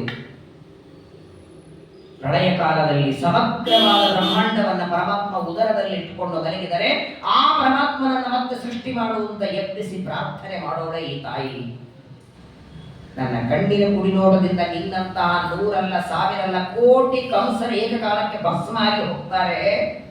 ನನ್ನನ್ನೇನು ಕೊಲ್ತಿ, ಆದ್ರೆ ಚಿಂತೆ ಮಾಡಬೇಡ, ನೀನು ನನ್ನನ್ನು ಕೊಲ್ಲಿಕ್ಕೆ ಸಾಧ್ಯ ಇಲ್ಲ. ಆದರೆ ನಿನ್ನನ್ನ ಕೊಲ್ಲುವ 8ನೇ ಗರ್ಭ ಇನ್ನೊಂದು ಕಡೆಗೆ ಬೆಳೀತಿದ್ದಾನೆ. ಈ ಹುಳ ಬಿಟ್ಟು ತಲೆಯಲ್ಲಿ ಇಷ್ಟ ದಿನ ಇವಳಲ್ಲೇ 8ನೇ ಗರ್ಭ ಹುಟ್ಟುತ್ತದೆ ಅನ್ನುವ ದುಃಖದಲ್ಲಿದ್ದ. ಈ ಮಗು ಹಾರು ಹೋದ್ರೆ ನೆಮ್ಮದಿಯಿಂದ ಇರ್ಬೋದಲ್ಲ ಕಂಸ. 8ನೇ ಹೆಣ್ಣಾಯ್ತು, ಆಕಾಶಕ್ಕೆ ಹೋಯ್ತು ಅಂತ ಅವನು ನೆಮ್ಮದಿಯಿಂದ ಇರಬಾರದು ಅಂತ ಒಂದು ಹುಳ ಬಿಟ್ಲು ದುರ್ಗಾದೇವಿ ಅಂತಾಳೆ. ಇನ್ನೊಂದು ಕಡೆಗೆ ಹುಟ್ಟಿದ್ದಾನೆ, ಬೆಳೀತಿದ್ದಾನೆ, ಸರಿಯಾಗಿ ಸಮಯಕ್ಕೆ ಬಂದು ನಿನಗೆ ಪ್ರಸಾದ ಕೊಡ್ತಾನೆ. ಇಷ್ಟು ಹೇಳಿ ತನ್ನನ್ನ ನೀನು ಕೊಲ್ಲಿಕ್ಕೆ ಸಾಧ್ಯವಿಲ್ಲ, ತಾನು ಯಾರು ಅನ್ನೋದನ್ನ ಹೇಳ್ತಾಳೆ. ನೃತ್ಯಂತಿ ಚ ಹಸಂತಿ ಚ ವಿಪರೀತೇನ ಹಸ್ವತಿ. ಆಗಿದ್ದಾಗ ದೇವತೆಗಳೆಲ್ಲ ಬಂದು ದುರ್ಗಾದೇವಿಗೆ ಪುಷ್ಪವೃಷ್ಟಿಯನ್ನ ಮಾಡ್ತಾರೆ, ದುರ್ಗಾದೇವಿಯ ಪೂಜೆ ಮಾಡ್ತಾರೆ. ಅದು ದುರ್ಗಾಷ್ಟಮಿ ಅಂತ ಪ್ರಸಿದ್ಧ ಆಯಿತು. ಇವತ್ತಿಗೂ ದುರ್ಗಾಷ್ಟಮಿಯ ದಿನ ಕುಮಾರಿಯರ ಪೂಜೆ ಮಾಡೋ ಪದ್ಧತಿ ನಮ್ಮಲ್ಲಿ. ಸಣ್ಣ ಸಣ್ಣ ಕುಮಾರಿ ಹುಡುಗಿಯರಿಗೆಲ್ಲ ಅವತ್ತು ದುರ್ಗಾಷ್ಟಮಿ ಎಲ್ಲರೂ ಮಾಡ್ತಾರೆ. ದುರ್ಗಾದೇವಿ ಯಾಕಂದ್ರೆ ಕೌಮಾರಂ ವೃತಮಾಸ್ಥಾಯ ತ್ರಿದಿವಂ ಪೂಜಿತಂ ತ್ವಯಾ. ವಿಜಯದಾಸರು ದುರ್ಗಾ ಸುಳಾದಿಯನ್ನೇ ರಚನೆ ಮಾಡಿಕೊಟ್ಟಿದ್ದಾರೆ. ಎಲ್ಲ ದೇವತೆಗಳು ಬಂದು ದುರ್ಗಾದೇವಿಯನ್ನ ಷೋಡಶ ಉಪಚಾರಗಳಿಂದ ಪೂಜೆ ಮಾಡ್ತಾರೆ, ಸ್ತೋತ್ರ ಮಾಡ್ತಾರೆ. ದುರ್ಗಾ, ಭದ್ರಕಾಳಿ, ವಿಜಯ, ಚಂಡಿಕೆ ಅಂತ ಅನೇಕ ಮಾತುಗಳಿಂದ ಸ್ತೋತ್ರ ಮಾಡ್ತಾರೆ. ಅವರೆಲ್ಲರಿಗೆ ದರ್ಶನವನ್ನ ಕೊಟ್ಟು ದುರ್ಗಾದೇವಿ ಅಲ್ಲಿಂದ ಅದೃಶ್ಯವಾಗಿ ಹೋಗಿಬಿಟ್ಟಿದ್ದಾಳೆ. ಯಾವಾಗ ದುರ್ಗಾದೇವಿ ಅದೃಶ್ಯಳಾದೋ ಆಗ ಕಂಸನಿಗೆ ಮಾತ್ರ ಇನ್ನೂ ಭಯ ಶುರುವಾಯಿತು.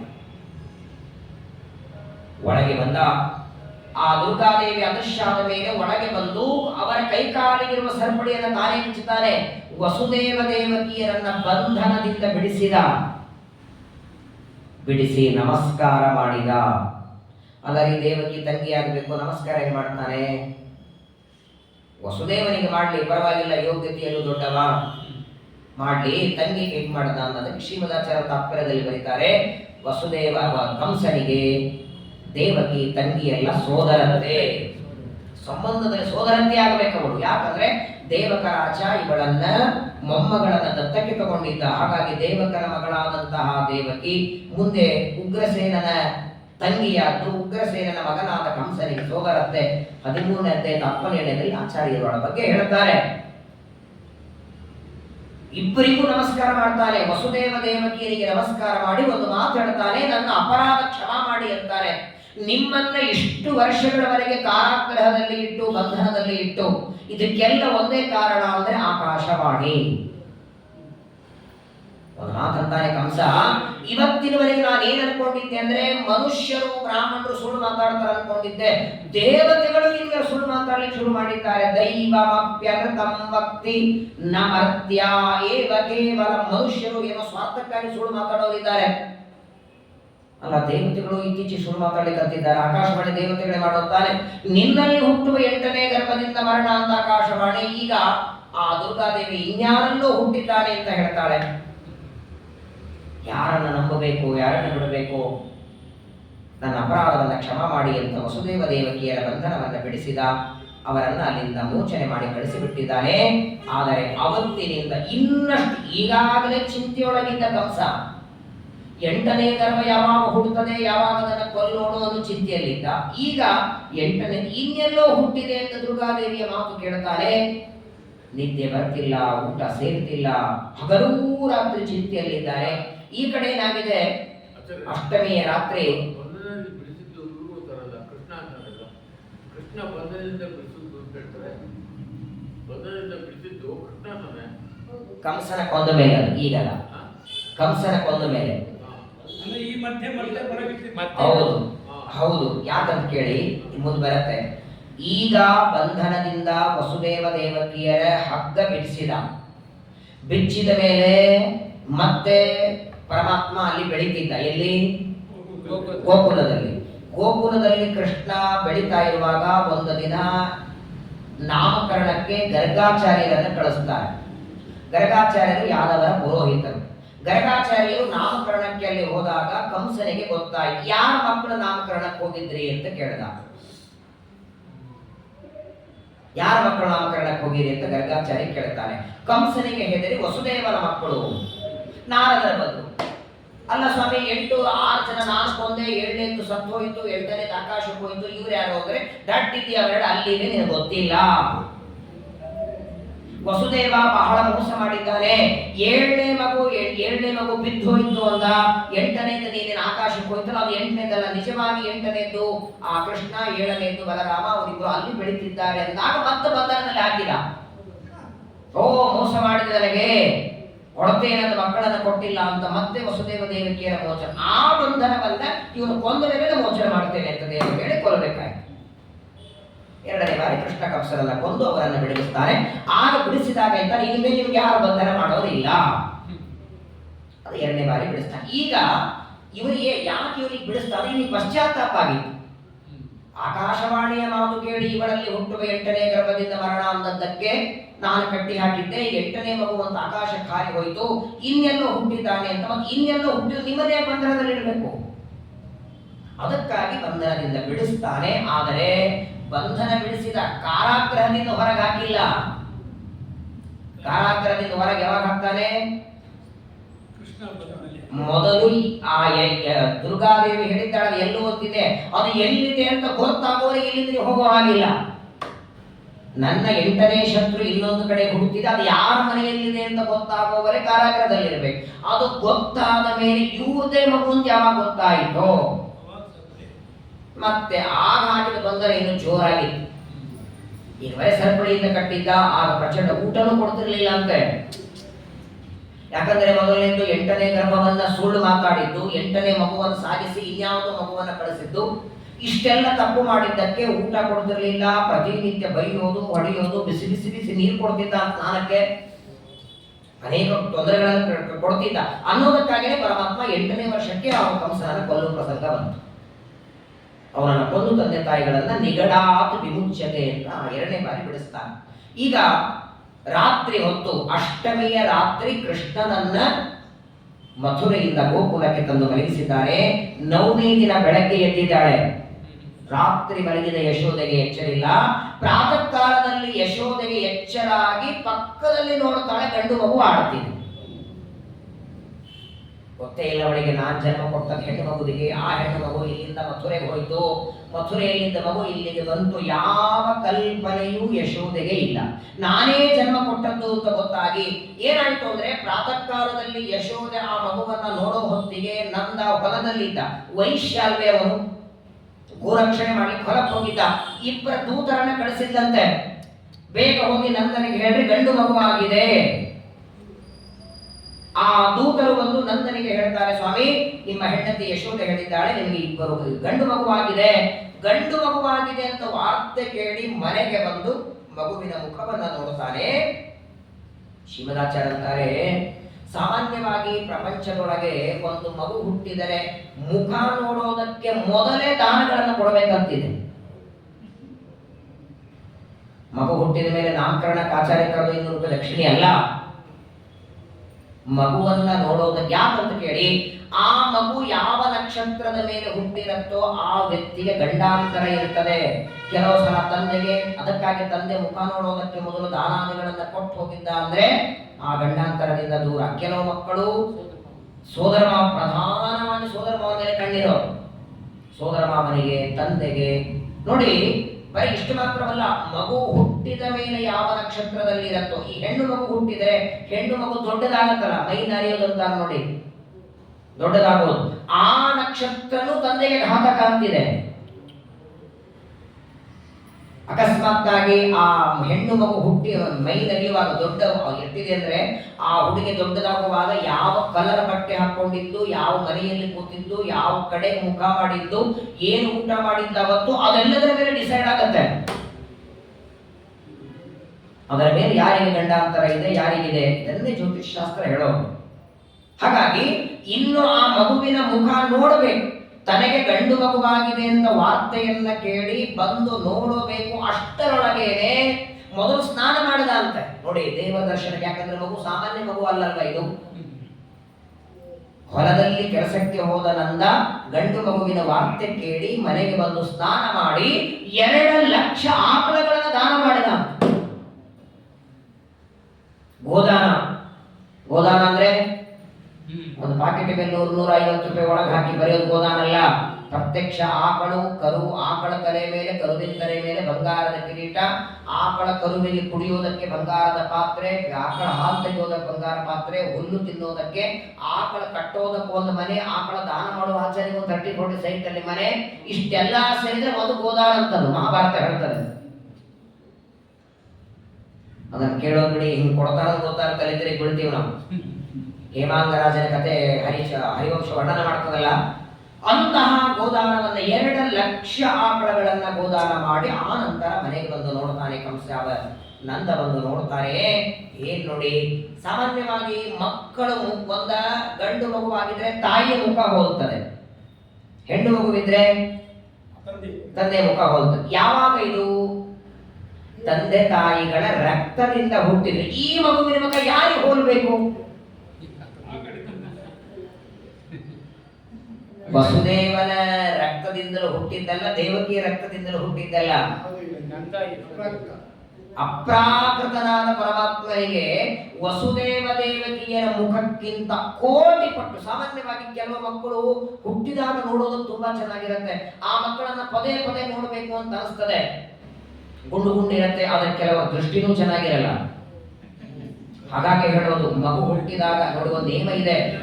ಸಾಮಾನ್ಯವಾಗಿ ಗರ್ಭಿಣಿ ಆ ಮಗುವನ್ನ ಹುಟ್ಟಿದ ಮೇಲೆ ಆ ಬಾಣಂತಿಯರ ರೂಮನೆ ಪ್ರತ್ಯೇಕ ಇರತ್ತೆ. ಯಾರಾದ್ರೂ ಮಗು ನೋಡ್ಲಿಕ್ಕೆ ಬಂದ್ರೆ ಅವರಿಗೆ ಹೊರಗಡೆ ಸ್ನಾನ ಮಾಡಿ ಆ ಬಟ್ಟೆ ಬದಲಾಯಿಸಿ ಬೇರೆ ಬಟ್ಟೆ ಹಾಕೊಂಡು ಆಮೇಲೆ ಬಾಣಂತಿ ರೂಮ್ ಕಳಿಸ್ಬೇಕಂತೆ. ಅದು ಕೂಡ 3 ತಿಂಗಳು ತೋರಿಸ್ಲೇಬಾರದಂತೆ ಮಗುವನ್ನು ಯಾರಿಗೂ. ಯಾಕಂದ್ರೆ ಯಾರ ದೃಷ್ಟಿ ಹೇಗಿರತ್ತೋ ಗೊತ್ತಿಲ್ಲ. ನಮ್ಮ ಪ್ರವಚನದಲ್ಲಿ ಒಬ್ರು ಬರ್ತಿದ್ರು ಪುಣ್ಯಧಾಮದಲ್ಲಿ.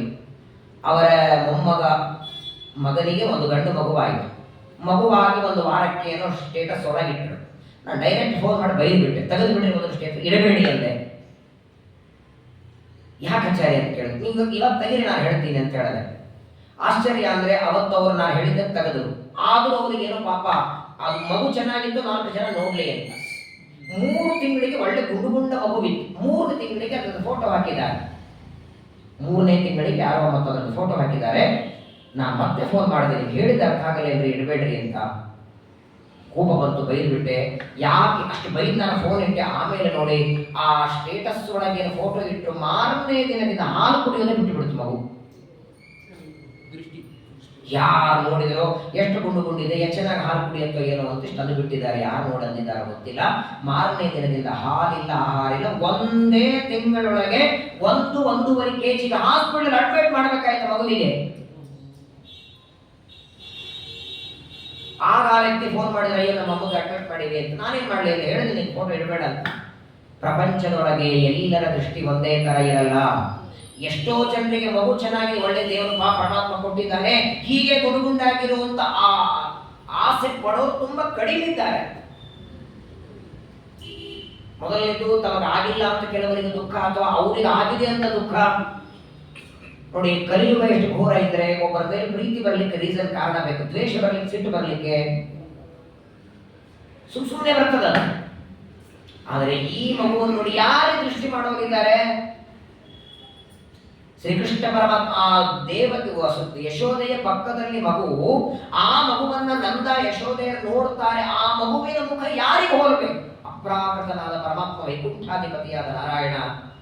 ಇಡೀ ಗೋಕುಲದಲ್ಲಿ ವಾರ್ತೆ ಹೋಯಿತಂತೆ, ನಂದನಿಗೆ ಗಂಡು ಮಗುವಾಗಿದೆ ಮಾತ್ರವಲ್ಲ, ಆ ಮಗು ನೋಡೋದಕ್ಕೆ ತುಂಬಾ ಚೆನ್ನಾಗಿದೆ, ಮುದ್ದು ಮುದ್ದಾಗಿದೆ. ನಡಿ ಹಾಗಾದ್ರೆ ಎಲ್ಲರೂ ಹೋಗೋಣ ಅಂತ ಹೇಳಿ ಇಡೀ ಗೋಕುಲದಲ್ಲಿದ್ದ ಗೋಪಿಕಾಸ್ತ್ರೀಯರು ಸ್ನಾನ ಮಾಡಿ ಒಳ್ಳೆ ಅಲಂಕಾರ ಮಾಡಿಕೊಂಡು, ಸಾಮಾನ್ಯವಾಗಿ ಯಾರ ಮನೆಗೆ ಹೋದ್ರು ಬರೆಗೈಯಿಂದ ಹೋಗಬಾರದು, ರಿಕ್ತ ಹಸ್ತೆ ನಗಂತವ್ಯ. ಬರೆಗೈಯಿಂದ ಇಬ್ಬರ ಮನೆಗೆ ಹೋಗೋದು ಅದು ನಿಮ್ಗೆ ಗೊತ್ತಿದೆ. ಎಲ್ಲೇ ಹೋದ್ರು ಕೈಯಲ್ಲಿ ಏನಾದ್ರೂ ತಗೊಂಡು ಹೋಗ್ಬೇಕು. ಗುರುಗಳ ಮನೆಗೆ ಹೋಗ್ಲಿ, ಆಚಾರ ಮನೆಗೆ ಹೋಗ್ಲಿ, ಶಿಷ್ಯರ ಮನೆಗೆ ಹೋಗ್ಲಿ, ಮಕ್ಕಳ ಮನೆಗೆ ಹೋಗ್ಲಿ, ದೇವಸ್ಥಾನಕ್ಕಂತೂ ಪ್ರಶ್ನೆನೇ ಇಲ್ಲ. ಆದರೆ ಇಲ್ಲಿ ಆ ಪರಮಾತ್ಮನನ್ನ ಮಗುವನ್ನ ನೋಡೋದಕ್ಕೆ ಏನ್ ತಗೊಂಡು ಬರ್ತಿದ್ದಾರೆ? ಅರಿಶಿಣ, ಕುಂಕುಮ, ಹಾಲು, ಮೊಸರು, ಬೆಣ್ಣೆ. ಗೋಪಿಕಾಸ್ತ್ರೀಯರು ಅದನ್ನ ಹಿಡ್ಕೊಂಡು ಬರ್ತಿದ್ದಾರೆ. ಎಲ್ಲರೂ ಬರಬೇಕು, ಆ ತಟ್ಟೆಯನ್ನ ಇಟ್ಟು ಮಗುವನ ಮುಖ ನೋಡ್ಬೇಕು. ಸಾಮಾನ್ಯವಾಗಿ ಎಲ್ಲರ ಮನೆಗೆ ಹೋಗಲ್ಲ, ಮಗು ನೋಡ್ಲಿ ಪರಿಚಯದವರೇ ಹೋಗಿರ್ತಾರೆ. ಒಂದ್ಸಲ ಹೋಗ್ತಾರೆ, ನೋಡ್ತಾರೆ, ಮನೆಗೆ ಬಂದ್ಬಿಡ್ತಾರೆ. ಇಲ್ಲ ಹಾಗಿರ್ಲಿಲ್ಲ, ಒಂದು ಬಾರಿ ಆ ಮಗುವಿನ ಮುಖ ನೋಡಿದ್ರೆ ತಿರುಗಿ ಮನೆಗೆ ಹೋಗಬೇಕು ಅಂತ ಅನಿಸ್ತಾನೆ ಇರಲಿಲ್ಲ ಅವರಿಗೆ. ಮೊದಲನೇ ದಿನ ಬಂದು ನೋಡಿದವರು ಮಾರನೇ ದಿನ ಏನ್ ಮಾಡಿಬಿಟ್ರು ಅಂದ್ರೆ, ನಸೀಕ್ಲೆ 6 ಎದ್ದು ಒಂದು ಅನ್ನ ಅವಳಿ ಕುದಿಸಿಟ್ಟು ಬಂದ್ಬಿಡೋದು. ನೀವೇ ಹಾಕೋರಿ, ಬಡಿಸ್ಕೋರಿ, ಏನಾರೇ ಮಾಡ್ಕೋರಿ, ಸಾಯಂಕಾಲ ತನಕ ನಾವು ಬರಲ್ಲ. ಎಷ್ಟು ಆಕರ್ಷಣೆ ಮಾಡ್ತಿದ್ದ, ಅದಕ್ಕೆ ಕೃಷ್ಣನಾದರೆ. ಆದರೆ ನೋಡಿ, ಎಲ್ಲ ಗೋಪಿಕಾಸ್ತ್ರೀಯರು ಬಂದು ಪರಮಾತ್ಮನನ್ನ, ಆ ಮುದ್ದಾದ ಕೃಷ್ಣನ ಮುಖವನ್ನ ನೋಡ್ತಾ ತಾವು ತಂದ ಮೊಸರು, ಹಾಲು, ಬೆಣ್ಣೆಗಳನ್ನ ಒಬ್ಬರ ಮೇಲೆ ಒಬ್ಬರು ಎರಚಿಟ್ಟಿದ್ದಾರೆ. ಇವತ್ತಿಗೂ ಮುಂಬೈ, ಪುಣೆಗಳಲ್ಲಿ ಇವತ್ತು ನೋಡ್ಬೇಕು, ನಿನ್ನೆ ಇವತ್ತು ದೊಡ್ಡದಾದ ದೈಯಂಡಿ ಉತ್ಸವ ಅಂತ ಮಾಡ್ತಾರೆ, ಗೋಪಾಳ ಕಾಲ ಅಂತಾರೆ.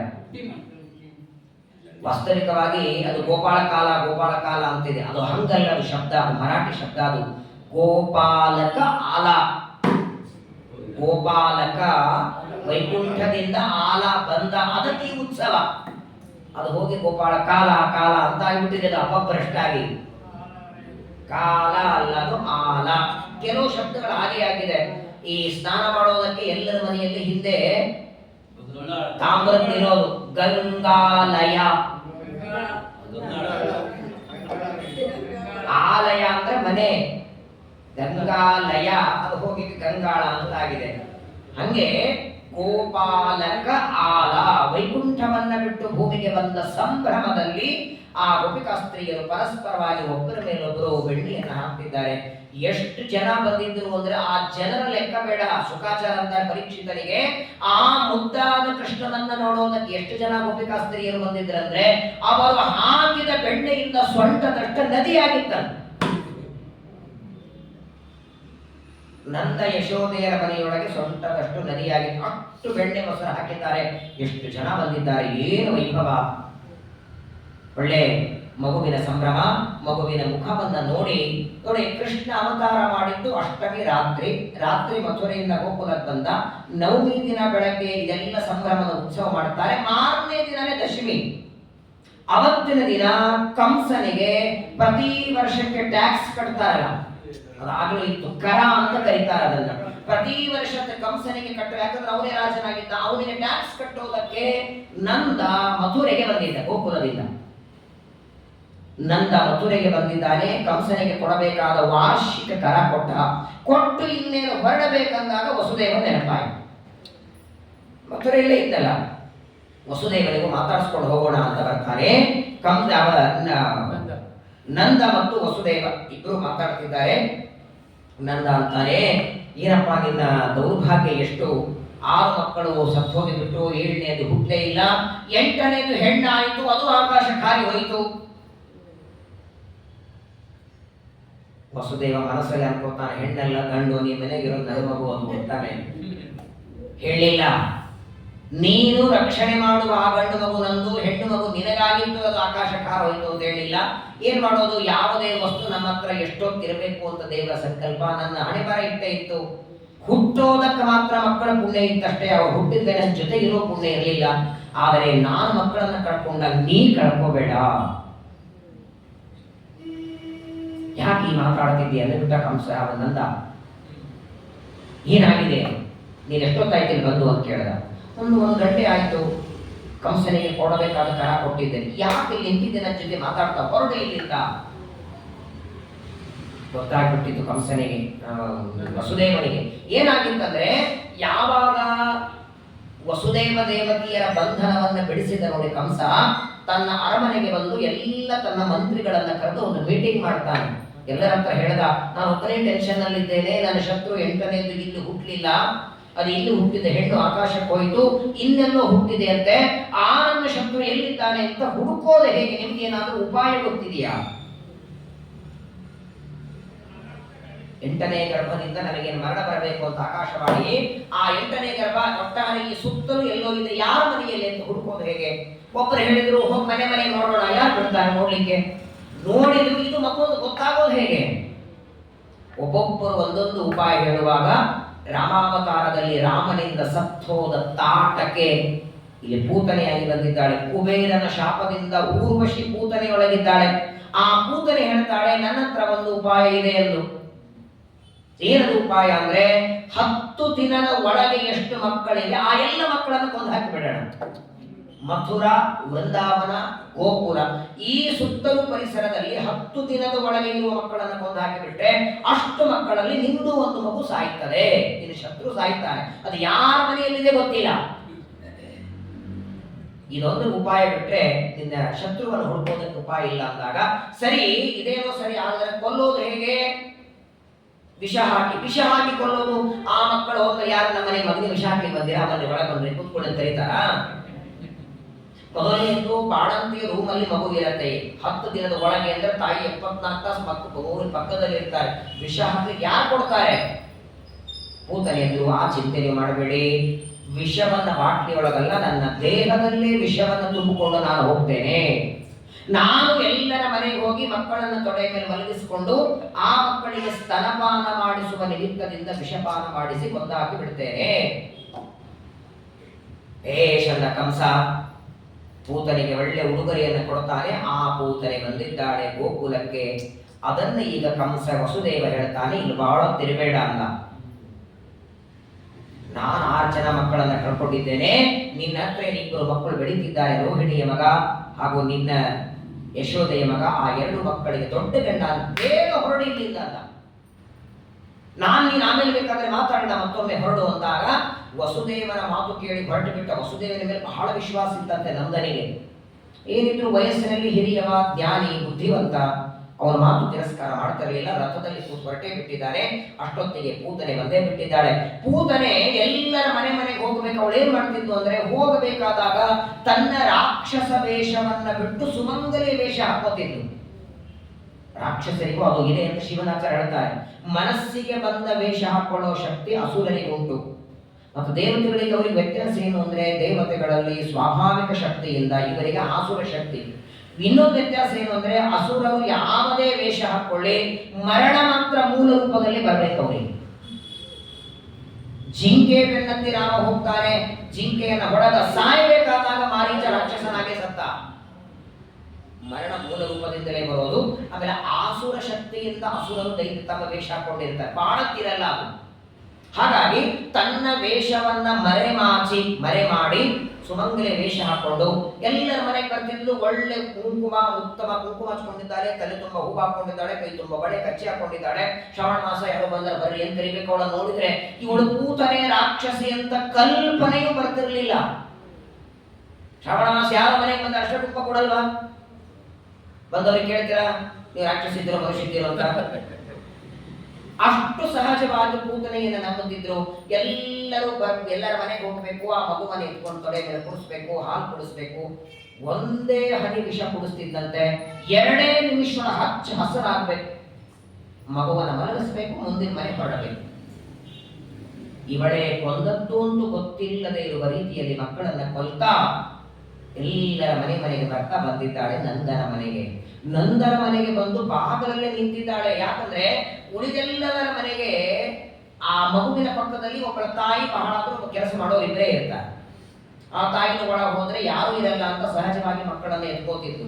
ಇಲ್ಲಿ ಬಂದ್ರೆ ಆ ತೊಟ್ಟಿನ ಸುತ್ತ 1000 ಜನ. ಯಾಕಂದ್ರೆ ಗೋಪಿಕಾಸ್ತ್ರೀಯವರು ಪಾಳಿನೇ ಹಾಕೊಂಡ್ಬಿಟ್ಟಿದ್ರು. ಬೆಳಗ್ಗೆ ಇಷ್ಟು, ಮಧ್ಯಾಹ್ನ ಇಟ್ಟು, ಸಾಯಂಕಾಲ ಇಟ್ಟು. ಇದೇ ತಿರುಪತಿಯ ದರ್ಶನದ ಪಾಳಿ ಇದೆ, ಕೃಷ್ಣನ ಮಗುವಾಲಯದ ಪಾಳಿ ಇತ್ತು ದರ್ಶನಕ್ಕೆ. ಆ ಮಗುವನ್ನ ನೋಡೋದಕ್ಕೆ ಯಶೋದೆ ಹೇಳಿದ್ದು, ಎಲ್ಲಾರು ಈ ಕಾಲಕ್ಕೆ ಬಂದ್ರೆ ದರ್ಶನ ಆಗಲ್ಲ, ಕೆಲವರು ಮಧ್ಯಾಹ್ನ ಬನ್ನಿ, ಕೆಲವರು ಬೆಳಗ್ಗೆ ಬನ್ನಿ, ಕೆಲವರು ಸಾಯಂಕಾಲ ಬನ್ನಿ. ಅವರೇ ಪಾಳಿ ಹಾಕೊಂಡ್ಬಿಟ್ಟಿದ್ರು. ಆದ್ರೆ 24 ರಾತ್ರಿ ಬಂದು ಬಿಟ್ರೆ ಇಡೀ ಹಗಲೊತ್ತು ಆ ಮಗುವಿನ ತೊಟ್ಟಲು ಸುತ್ತು 1000 ಜನ ಇರೋರೆ. ಬಾಗಿಲಲ್ಲಿ ನಿಂತು ಪೂತನೆ ಬಂದು ನಿಂತಿದ್ದಾಳೆ, ಒಳಗೆ ಬಂದಿಲ್ಲ, ತೊಟ್ಲಲ್ಲಿ ಮಲಗಿದ. ನೋಡಿ, ದಶಮಿ 3ನೇ ದಿನ, ಅಷ್ಟಮಿ ನವಮಿ ದಶಮಿ. ಅವತಾರ ಮಾಡಿದ 3ನೇ ದಿವಸಕ್ಕೆ ಪೂತನೆ ಬಾಗಿಲಲ್ಲಿ ನಿಂತಿದ್ದಾಳೆ, ತೊಟ್ಲಲ್ಲಿ ಮಲಗಿದವ. ಹೀಗೆ ನೋಡಿದ ಅಂತ ಅಷ್ಟರಲ್ಲಿ ಅಲ್ಲಿ ಯಾಕೆ ನಿಂತಿದ್ದಿ, ಒಳಗ ಅಂತ ಕರೀತಾರೆ. ಮಾತು ಕೇಳಿಲ್ಲ, ಉಳಿದವ್ರಿಗೆ ಯಾರಿಗೆ ಕೇಳಿಸ್ತಿಲ್ಲ, ಅವಳಿಗೆ ಮಾತ್ರ ಕೇಳಿಸ್ತಿದೆ. ಪೂತನೆಯನ್ನ ನೋಡಿ ಅಂತಾರೆ, ಒಳಗ ಬಾ, ಅಲ್ಲಿ ಯಾಕೆ ನಿಂತಿದ್ದಿ ಅಂತ. ಪೂತನೆ ಅಂತಾಳೆ, ಹೆಂಗ್ ಬರೋದು, ಇಷ್ಟೆಲ್ಲ ಚೆನ್ನಾಗಿದ್ದಾರೆ. ಓ, ಇವರೆಲ್ಲ ಇದ್ದದಕ್ಕೆ ಸಂಕೋಚವಾ, ಇವರನ್ನು ಕಳಿಸೋ ಜವಾಬ್ದಾರಿ ನಮ್ದು, ನೀವು ಒಳಗ ಬಾ ಅಂತ. ಅಪ್ರಾಕೃತ ಸ್ವಾಮಿ ಆಗಿಂದಾಗ ಜೋರಾಗಿ ಅಳ್ಳಿಕ್ಕೆ ಶುರು ಮಾಡಿಬಿಟ್ಟ ಅಂತ. ಎಷ್ಟು ಜೋರಾಗಿ ಅಳ್ತಿದ್ದಾನಂದ್ರೆ, ಸಾಮಾನ್ಯವಾಗಿ ಮಗು ಅಳ್ತಾ ಇದ್ರೆ ಹಾಲು ಕುಡಿಸ್ತಾರೆ ಅಥವಾ ಏನೋ ಈಗ ಆರಿಸೋದು ಬಾರಿಸೋದು ಚಂದ ಏನೋ ಮಾಡ್ತಾರೆ ಇವತ್ತಾಳೆ. ಏನ್ ಶಾಂತಿ ಹೊಡೆದ್ರಿಲ್ಲ, ಗಂಟೆ ಹೊಡೆದ್ರಿಲ್ಲ, ಜೋರಾಗಿ ಅಳ್ತಾ ಇದೆ. ಯಶೋಧಿ ಬಂದು ಯಾಕೋ ಮಗುವಿಗೆ ನಿದ್ದೆ ಬರ್ತಿದೆ ಅನಿಸ್ತದೆ, ಇವಾಗ ಎಲ್ಲರೂ ಮನೆಗೆ ಹೋಗಿ ಒಂದು ಅರ್ಧ ಗಂಟೆ ಬಿಟ್ಟು ಬಂದು ಸ್ವಲ್ಪ ಮಲಗಿ ಕಣ್ಣೆ ಮುಚ್ಚಿಬಿಟ್ಟ. ಈ ಚಾತುರ್ಮಾಸದಲ್ಲಿ ಯೋಗ ನಿದ್ರೆಯಲ್ಲಿ ಮಲಗಿರ್ತಾನೆ, ಅವನ ಎಚ್ಚರ ಇರ್ತಾನೆ ಅಂತ ನಾವೆಲ್ಲ ಎಚ್ಚರ ಇರ್ತೇವೆ. ಅವ ಮಲಗಿದ್ರೆ ನಮ್ಮ ಗತಿ ಏನು? ವಿಶ್ವ ತೈಜಸ ಪ್ರಾಜ್ಞೆ ರೂಪದಿಂದ ನಿದ್ದೆ ಕೊಡ್ತಾನೆ, ವಿಶ್ವನಾಮಕನಾಗಿ ಎಚ್ಚರ ಮಾಡ್ತಾನೆ. ನೋಡಿ ಏನ್ ನಾಟಕ, ಕಣ್ಣು ಮುಚ್ಚಿಬಿಟ್ಟ, ಎಲ್ಲ ಗೋಪಿಕಾಸ್ತ್ರ ಕಳಿಸಿಬಿಟ್ಲಂತೆ ಯಶೋದೆ, ಹೋಗರ ಒಂದು ಅರ್ಧ ಗಂಟೆ ಮಗು ಮಲಗಲಿ ಅಂತ. ಎಲ್ಲರೂ ತಮ್ಮ ತಮ್ಮ ಮನೆಗೆ ಹೋಗಿದ್ದಾರೆ. ಮತ್ತೆ ಕಣ್ಣು ತೆಗೆದ ಪೂತನೆ ಬಾಯಿ ಒಳಗೆ ಅಂತ.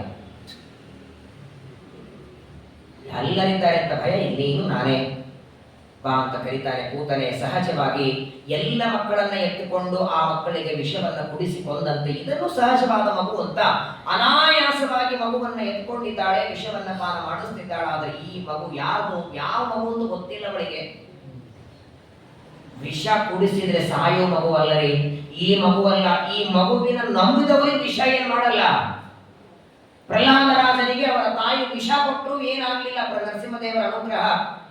ವ್ಯಾಸರಾಜರಿಗೆ ಚಿಕ್ಕನೈವೇದ್ಯ ಅಡಿಗೆಯಲ್ಲಿ ವಿಷ ಹಾಕಿದ್ರು. ಸತ್ಯಬೋಧರಿಗೆ ನೈವೇದ್ಯದ ವಿಷಂರಾಮಿ ವೀಕ್ಷದ ಭುಕ್ತಿ ಭಾಗ್ಗುರು. ದೇವರ ಪ್ರತಿಮೆ ಮುಟ್ಟಿ ವ್ಯಾಸರಾಜರಿಗೆ, ಇದೇ ಕೃಷ್ಣನ ಆರಾಧನೆ ಮಾಡೋರು, ಕೃಷ್ಣನ ಆರಾಧನೆ ಮಾಡುವ ವ್ಯಾಸರಾಜ ನೈವೇದ್ಯ ಅಡಿಗೆಯಲ್ಲಿ ವಿಷ ಹಾಕಿದ್ರೆ ಅವ್ರಿಗೆ ಏನಾಗ್ಲಿಲ್ಲ. ಇನ್ನು ಡೈರೆಕ್ಟ್ ಕೃಷ್ಣನಿಗೆ ಏನ್ರೆ ಆಗಬೇಕು, ಇವನ ಆರಾಧನೆ ಮಾಡುವ ಭಕ್ತರಿಗೆ ವಿಷ ಏನ್ ಮಾಡಲ್ಲ. ಇದೊಂದು ಸಾಮಾನ್ಯ ಮಗು ಅನ್ಕೊಂಡು ಬಂದಿದ್ದು. ಯಾವಾಗ ವಿಷಪಾನ ಮಾಡಿಸುವಾಗ ವಿಷ ಎಲ್ಲ ಕುಡಿತಾನೆ, ವಿಷ ಕುಡಿದು ಇವ್ ಬಿಡ್ಲಿಕ್ಕೆ ರೆಡಿ ಇಲ್ಲ. ಮುಂಚೆ ಅಂತಾಳೆ, ಬಿಡು ಅಂತಾಳೆ. ಬಿಡು ಬಿಡು ನನಗೆ ಅಂತಾಳೆ. ಕೃಷ್ಣ ಅಂತಾರೆ, ನಾನೇ ಬಿಡ್ಲಿ, ನಾನೇ ನಿಮ್ಮ ಮನೆಗೆ ಬಂದಿದ್ದ, ನನ್ನೊಂದು ನಿಯಮ, ನಾನು ಯಾರ ತಟ್ಟೆಗೆ ಹೋಗಲ್ಲ, ನನ್ನ ಹತ್ರ ಬಂದ್ರೆ ನಿನಗೆ ಒಳ್ಳೆಯ ಗತಿಯನ್ನು ಕೊಡ್ತೇನೆ ಅಂತ. ಆದರೆ ನೋಡಿ, ಯಾವಾಗ ಪೂತನೆಯ ಆ ವಿಷವನ್ನೆಲ್ಲ ಹೀರಿದ, ಆ ಪೂತನೆ ತನ್ನ ಮೂಲ ರೂಪಕ್ಕೆ ಹೋಗಿಬಿಟ್ಟು ದೊಡ್ಡ ರೂಪ, ಅತ್ಯಂತ ದೊಡ್ಡದಾದ ರೂಪವನ್ನ ಧಾರಣ ಮಾಡ್ತಾಳೆ. ಬಿಡು ಬಿಡು ಅಂತಾಳೆ. ಕೊನೆಗೆ ಬಿಡ್ಲಿಕ್ಕೆ ತಯಾರಿಲ್ಲ. ವಿಷವನ್ನೆಲ್ಲ ಕುಡಿದು ಪ್ರಾಣಕ್ಕೆ ಕೈ ಹಾಕಿಬಿಟ್ಟ. ಜೋರಾಗಿ ಕೂಗುತ್ತಾಳೆ. ಪರಮಾತ್ಮ 3ನೇ ದಿನ ಅಷ್ಟಮಿಯಲ್ಲಿ ಅವತಾರ ಮಾಡಿ ನವಮಿ ದಶಮಿ ದಿನ ಪೂತನೆಯನ್ನ ಕೊಂದು ಹಾಕಿಬಿಟ್ಟ. ಯಾವ ಮಗುವಿಗೆ ಕೊಂದದೆ 3ನೇ ದಿವಸ ಒಬ್ಬ ರಾಕ್ಷಸಿಯನ್ನ, ಅವತ್ತಿನ ದಿನ ಹೆಸರಿಟ್ಕೊಂಡ್ಬಿಟ್ಟ ಪೂತನ ಸಂಹಾರಿ. ನೀವು ಯಾವಾಗಲೇ ಮಾಡಿ 11 ದಿನ ನಾಮಕರಣ ಮಾಡ್ರಿ. ಆದರೆ ಪೂತನೆ ಮೂಲ ರೂಪದಿಂದ ಸಾತ್ರೆ ಅವಳ ದೇಹ ಎಷ್ಟು ಬಿದ್ದಿತ್ತು. ಒಂದು ದೊಡ್ಡದಾದ ಆಲದ ಮರ ಬಿದ್ದಾಗ ಏನು ಶಬ್ದ ಆಗಬೇಕು ಆ ಶಬ್ದ ಆಯಿತಂತೆ. ಎಲ್ಲ ಗೋಪಾಲಕರು ಇನ್ನೂ ನನ್ನ ದಾರಿಯಲ್ಲಿ ಬರ್ತಿದ್ದ ವಸುದೇವರ ಮಾತು ನೆನೆಸ್ಕೊಂಡೆ ಬರೋದೊಳಗೆ ನೋಡುತ್ತಾನೆ ಮನೆಯಲ್ಲಿ ಅನರ್ಥ ಆಗಿದೆ. ಪೂತನೆಯ ದೇಹ ಬಿದ್ದಿದೆ, ತೊಡೆ ಅವಳ ಎದೆ ಮೇಲೆ ಕೃಷ್ಣ ಆಡುತ್ತಿದ್ದಾನೆ. ಆ ಪೂತನೆಯ ಎದೆ ಮೇಲೆ ಆಡುವ ಕೃಷ್ಣನನ್ನು ಕರ್ಕೋಬೇಕಂದ್ರೆ ಹೆಂಗೆ ಕರ್ಕೊಳ್ಳೋದು? ಮೊದಲು ಕಡ್ಡಿಯಿಂದ ಚುಚ್ಚಿಲ್ಲ ಅಂತ ಹೋಗಾಳೋ ಇಲ್ಲ ಕನ್ಫರ್ಮ್ ಆಗ್ಬೇಕಲ್ಲ. ಅಕಸ್ಮಾತ್ತಾಗಿ ಮಗು ಎತ್ಕೊಳ್ಕ್ ಹೋದಾಗ ಅಪ್ಪನೇ ಕುತ್ತಿಗೆ ಹಿಡಿದು ಬಿಟ್ರೆ ಅವಳು ಸತ್ತಿದ್ದಾಳೆ ಅಂತ ಗೊತ್ತಾಗಿ ಮಗುವನ್ನ ಎತ್ಕೊಂಡು ಒಳಗೆ ಬಂದು ಆ ಕೃಷ್ಣನಿಗೆ ಗೋಮೂತ್ರದಿಂದ ಸ್ನಾನಕ್ಕೆ ಹಾಕಿದ್ಲು. ಆ ಸ್ನಾನಕ್ಕೆ ಹಾಕುವಾಗ ಕಣ್ಣಿಗೆ ಕಾಮನ ರಕ್ಷೆ, ಬೆನ್ನಿಗೆ ಭೀಮನ ರಕ್ಷೆ ಅಂತ ರಕ್ಷೆ ಇಡುತ್ತಿದ್ಲಂತೆ. ದಾಸರಂತಾರೆ, ರಕ್ಷೆ ಇಡುವ ಪುಣ್ಯ ಎಲ್ಲಿ ಪಡೆದಳು, ಮಗನೆಂದಾಡಿಸಿದಳು ಜಗದುದರನ್ನ. ಇವತ್ತು ನಮ್ಮ ಮಕ್ಕಳಿಗೆ ಏನಾದರೂ ಆದರೆ ರಕ್ಷಣೆ ಎರಡಿದೆ ನೋಡಿ. ರಾಮಾಯಣದಲ್ಲಿ ರಾಮ ರಕ್ಷಾ ಸ್ತೋತ್ರ ಅಂತ ಬರ್ತದೆ, ಭಾಗವತದಲ್ಲಿ ಬಾಲ ರಕ್ಷಾ ಸ್ತೋತ್ರ ಅಂತಿದೆ. ವ್ಯಾಸಕೆರೆ ಪ್ರಪಂಚನಾಚಾರ ಸ್ತೋತ್ರ ಮಾಲಿಕದಲ್ಲಿದೆ. ಮಕ್ಕಳು ರಾತ್ರಿ ಹೊತ್ತು ಅಳುತ್ತಿದ್ರೆ, ನಿದ್ದೆ ಬರಲಿಲ್ಲ ಅಂದ್ರೆ, ಏನೋ ಭಯ ಆಗ್ತಿದ್ರೆ ಆ ಬಾಲರಕ್ಷಾ ಸ್ತೋತ್ರವನ್ನ ಪಠನ ಮಾಡಿ ಸ್ವಲ್ಪ ಮಕ್ಕಳ ತಲೆ ಮೇಲೆ ಕೈ ಆಡಿಸಿ ತಾನೇ ಎಲ್ಲ ಭೂತ ಪ್ರೇತ ಹೋಗುತ್ತೆ. ಆ ಕೃಷ್ಣನಿಗೆ ಒಂದೊಂದು ಹೆಸರಿನಿಂದ ರಕ್ಷೆ ಇಡಬೇಕಾದ್ರೆ ನಗುತ್ತಿದ್ದ ಅಂತ. ಇವೆಲ್ಲ ಹೆಸರು ನಂದೇ ಅಂತಿದ್ದವ. ನನ್ನ ಹೆಸರಿನಿಂದ ಮಕ್ಕಳಿಗೆಲ್ಲ ಬೇರೆ ಬೇರೆ ಮಕ್ಕಳಿಗೆ ರಕ್ಷಣೆ ಇಡ್ತಾಳೆ ತಾಯಿ, ನನಗೆ ಇಡ್ತಾ ಇದ್ದಾಳೆ. ಭಗವಂತ ನನ್ನ ರಕ್ಷೆ ಇಡ್ತಾಳೆ. ನಂದ ಬಂದು ನೋಡ್ತಾನೆ ಕೂತನೆಯ ದೇಹ. ಸಾಮಾನ್ಯವಾಗಿ ಒಬ್ಬ ವ್ಯಕ್ತಿ ಸತ್ರೆ 4 ಜನ ಬೇಕು ಹೊತ್ಕೊಂಡು ಹೋಗೋದಕ್ಕೆ 170 ಎತ್ತಿನ ಬಂಡಿ ತರಿಸಿದ್ದಾರೆ. ಎಲ್ಲರೂ ಅಷ್ಟಷ್ಟು ಕಡ್ಕೊಂಡು ಬಂಡಿ ಒಳ ಒಯ್ದಿದ್ದಾರೆ. ಆದರೆ ಕೂತನೆಯ ಶರೀರವನ್ನ ದಹನ ಮಾಡಿದರೆ ಸುಗಂಧ ಬರ್ತಿತ್ತಂತೆ ಅವರ ಶರೀರದಿಂದ, ದೇವಲೋಕದ ಊರ್ವಶಿ. ಆದರೆ ಇಲ್ಲೊಂದು ಪ್ರಶ್ನೆ ಪರೀಕ್ಷಿತ ಕೇಳ್ತಾರಲ್ಲ ಸ್ವಾಮಿ, ಪೂತನೆ ವಿಷ ಕೊಡೋದಕ್ಕೆ ಬಂದವಳು, ವಿಷ ಕೊಟ್ಟ ಪೂತನಿಗೂ ಸದ್ಗತಿ ಹೆಂಗ್ ಕೊಟ್ಟ ದೇವರು? ನೀವಂತೀರಿ ಸದ್ಗತಿಯನ್ನು ಹೊಂದಿದ್ದು ಅಂತೀರಲ್ಲ ಅಂದಾಗ, ಸದ್ಗತಿಯಾದದ್ದು ಪೂತನೆಗಲ್ಲಪ್ಪ, ಒಳಗಿದ್ದ ಊರ್ವಶಿಗೆ. ವಿಷ ಕೊಟ್ಟದ್ದು ಪೂತನೆ, ಅವಳಿಗೆ ಅಂದಂತ ಮಸಿ ಕಳಿಸಿದ. ಒಳಗಿದ್ದ ಊರ್ವಶಿ ಪರಮಾತ್ಮನಿಗೆ ಹಾಲನ್ನು ಕೊಟ್ಟದ್ದಕ್ಕೆ ಅನುಗ್ರಹ ಮಾಡ್ತಾನೆ. ಹೀಗೆ ಅವತಾರ ಮಾಡಿ ಮಥುರೆಯಿಂದ ಗೋಕುಲಕ್ಕೆ ಬಂದ. ಗೋಕುಲದಲ್ಲಿ 3ನೇ ದಿವಸವೇ ಪೂತನ ಯಾವಾಗ ಪೂತನ ಗೋಕುಲದಲ್ಲಿ ಸತ್ತಿದ್ದಾಳೆ ಅನ್ನೋ ವಾರ್ತೆ ಕಂಸನಿಗೆ ಗೊತ್ತಾಯಿತು. ಆಗ ಕಂಸ ನಿರ್ಧಾರ ಮಾಡಿಬಿಟ್ಟ, ನನ್ನ ಶತ್ರು ಗೋಕುಲದಲ್ಲಿ ಇದ್ದಾನೆ, ಯಾರ ಮನೆಯಲ್ಲಿ ಬೇಡ, ಅವನು ಊರು ಗೊತ್ತಾಯಿತು.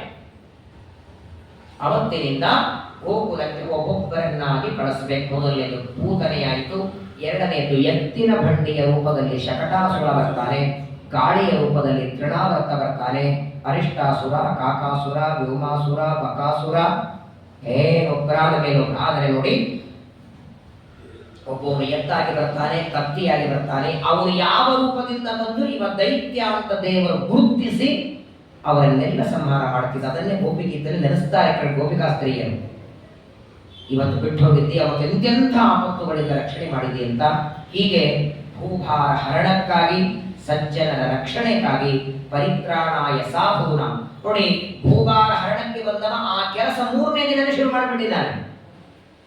3ನೇ ದಿನವೇ ಪೂತನೆಯನ್ನು ಸಂಹಾರ ಮಾಡಿ ಭೂಮಿಯ ಭಾರವನ್ನ ಪರಿಹಾರಕ್ಕೆ ಕಡಿಮೆ ಮಾಡುವುದಕ್ಕೆ ಶುರು ಮಾಡ್ತಾನೆ. ಇನ್ನು ಮುಂದೆ ತೃಣಾವರ್ತ, ಶಕಟಾಸುರ ಇವರೆಲ್ಲರ ಸಂಹಾರ ಮಾಡ್ತಾ ಪರಮಾತ್ಮ ಅಂಬೆಗಾಲನ್ನು ಇಡ್ತಾನೆ. ಸಣ್ಣದಾಗಿ ಮಗುವಾಗಿ ನಡೀತಾಳೆ. ಶ್ರೀಕೃಷ್ಣನ ಚರಿತ್ರೆ ಅದ್ಭುತವಾದದ್ದು. ಯಾವ ಅವತಾರದಲ್ಲಿಯೂ ತೋರಿಸದೇ ಇರುವ ಲೀಲೆಗಳು ಇಲ್ಲಿ ಮಾತ್ರ ತೋರಿಸಿದ್ದು. ಒಬ್ಬ ಸಾಮಾನ್ಯ ತಾಯಿಯ ಗರ್ಭದಿಂದ ಹುಟ್ಟಿ ಬಂದ ಮಗು ಹೆಂಗ ಅಂಬೆಗಾಲಿಡಬೇಕು, ಹೇಗೆ ಗೋಡೆ ಹಿಡಿದು ತಡಿಬೇಕು, ಏನೇನು ಒಂದು ಮಗು ಮಾಡ್ತದೆ, ಮನೆಗೆ ಚೆಲ್ಲೋದು, ಉಕ್ಕೋದು, ಅದೆಲ್ಲವನ್ನು ಪರಮಾತ್ಮ ಮಾಡಿ ತೋರಿಸ್ತಾರೆ. ಯಾಕಂದ್ರೆ ಶ್ರೀಮದಾಚಾರ್ಯ ತತ್ವಲಿಂಗದಲ್ಲಿ ಹೇಳ್ತಾರೆ, ಇದನ್ನ ಹೀಗೆ ದೇವರು ಮಾಡಿದ ಅಂತ ಚಿಂತನ ಮಾಡಿದರೆ ಸಂಸಾರದಿಂದ ಬಿಡುಗಡೆಯಾಗತ್ತೆ ಸಜ್ಜನರಿಗೆ.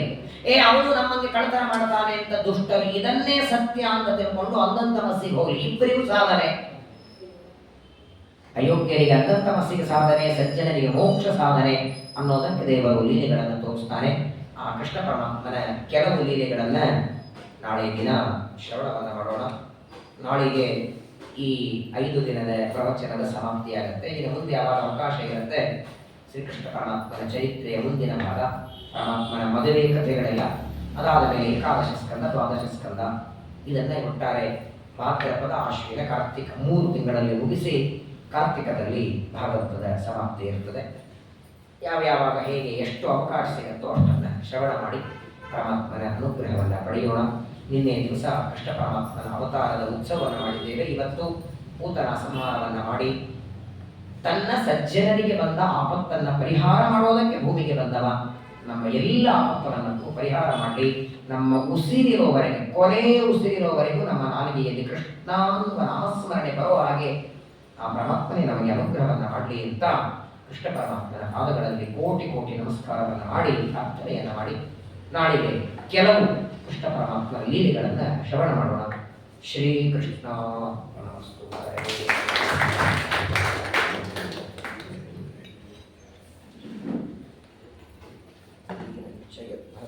ಸರ್ವಂ ಕ್ಷಮ್ಯತಾಂ ದೇವ.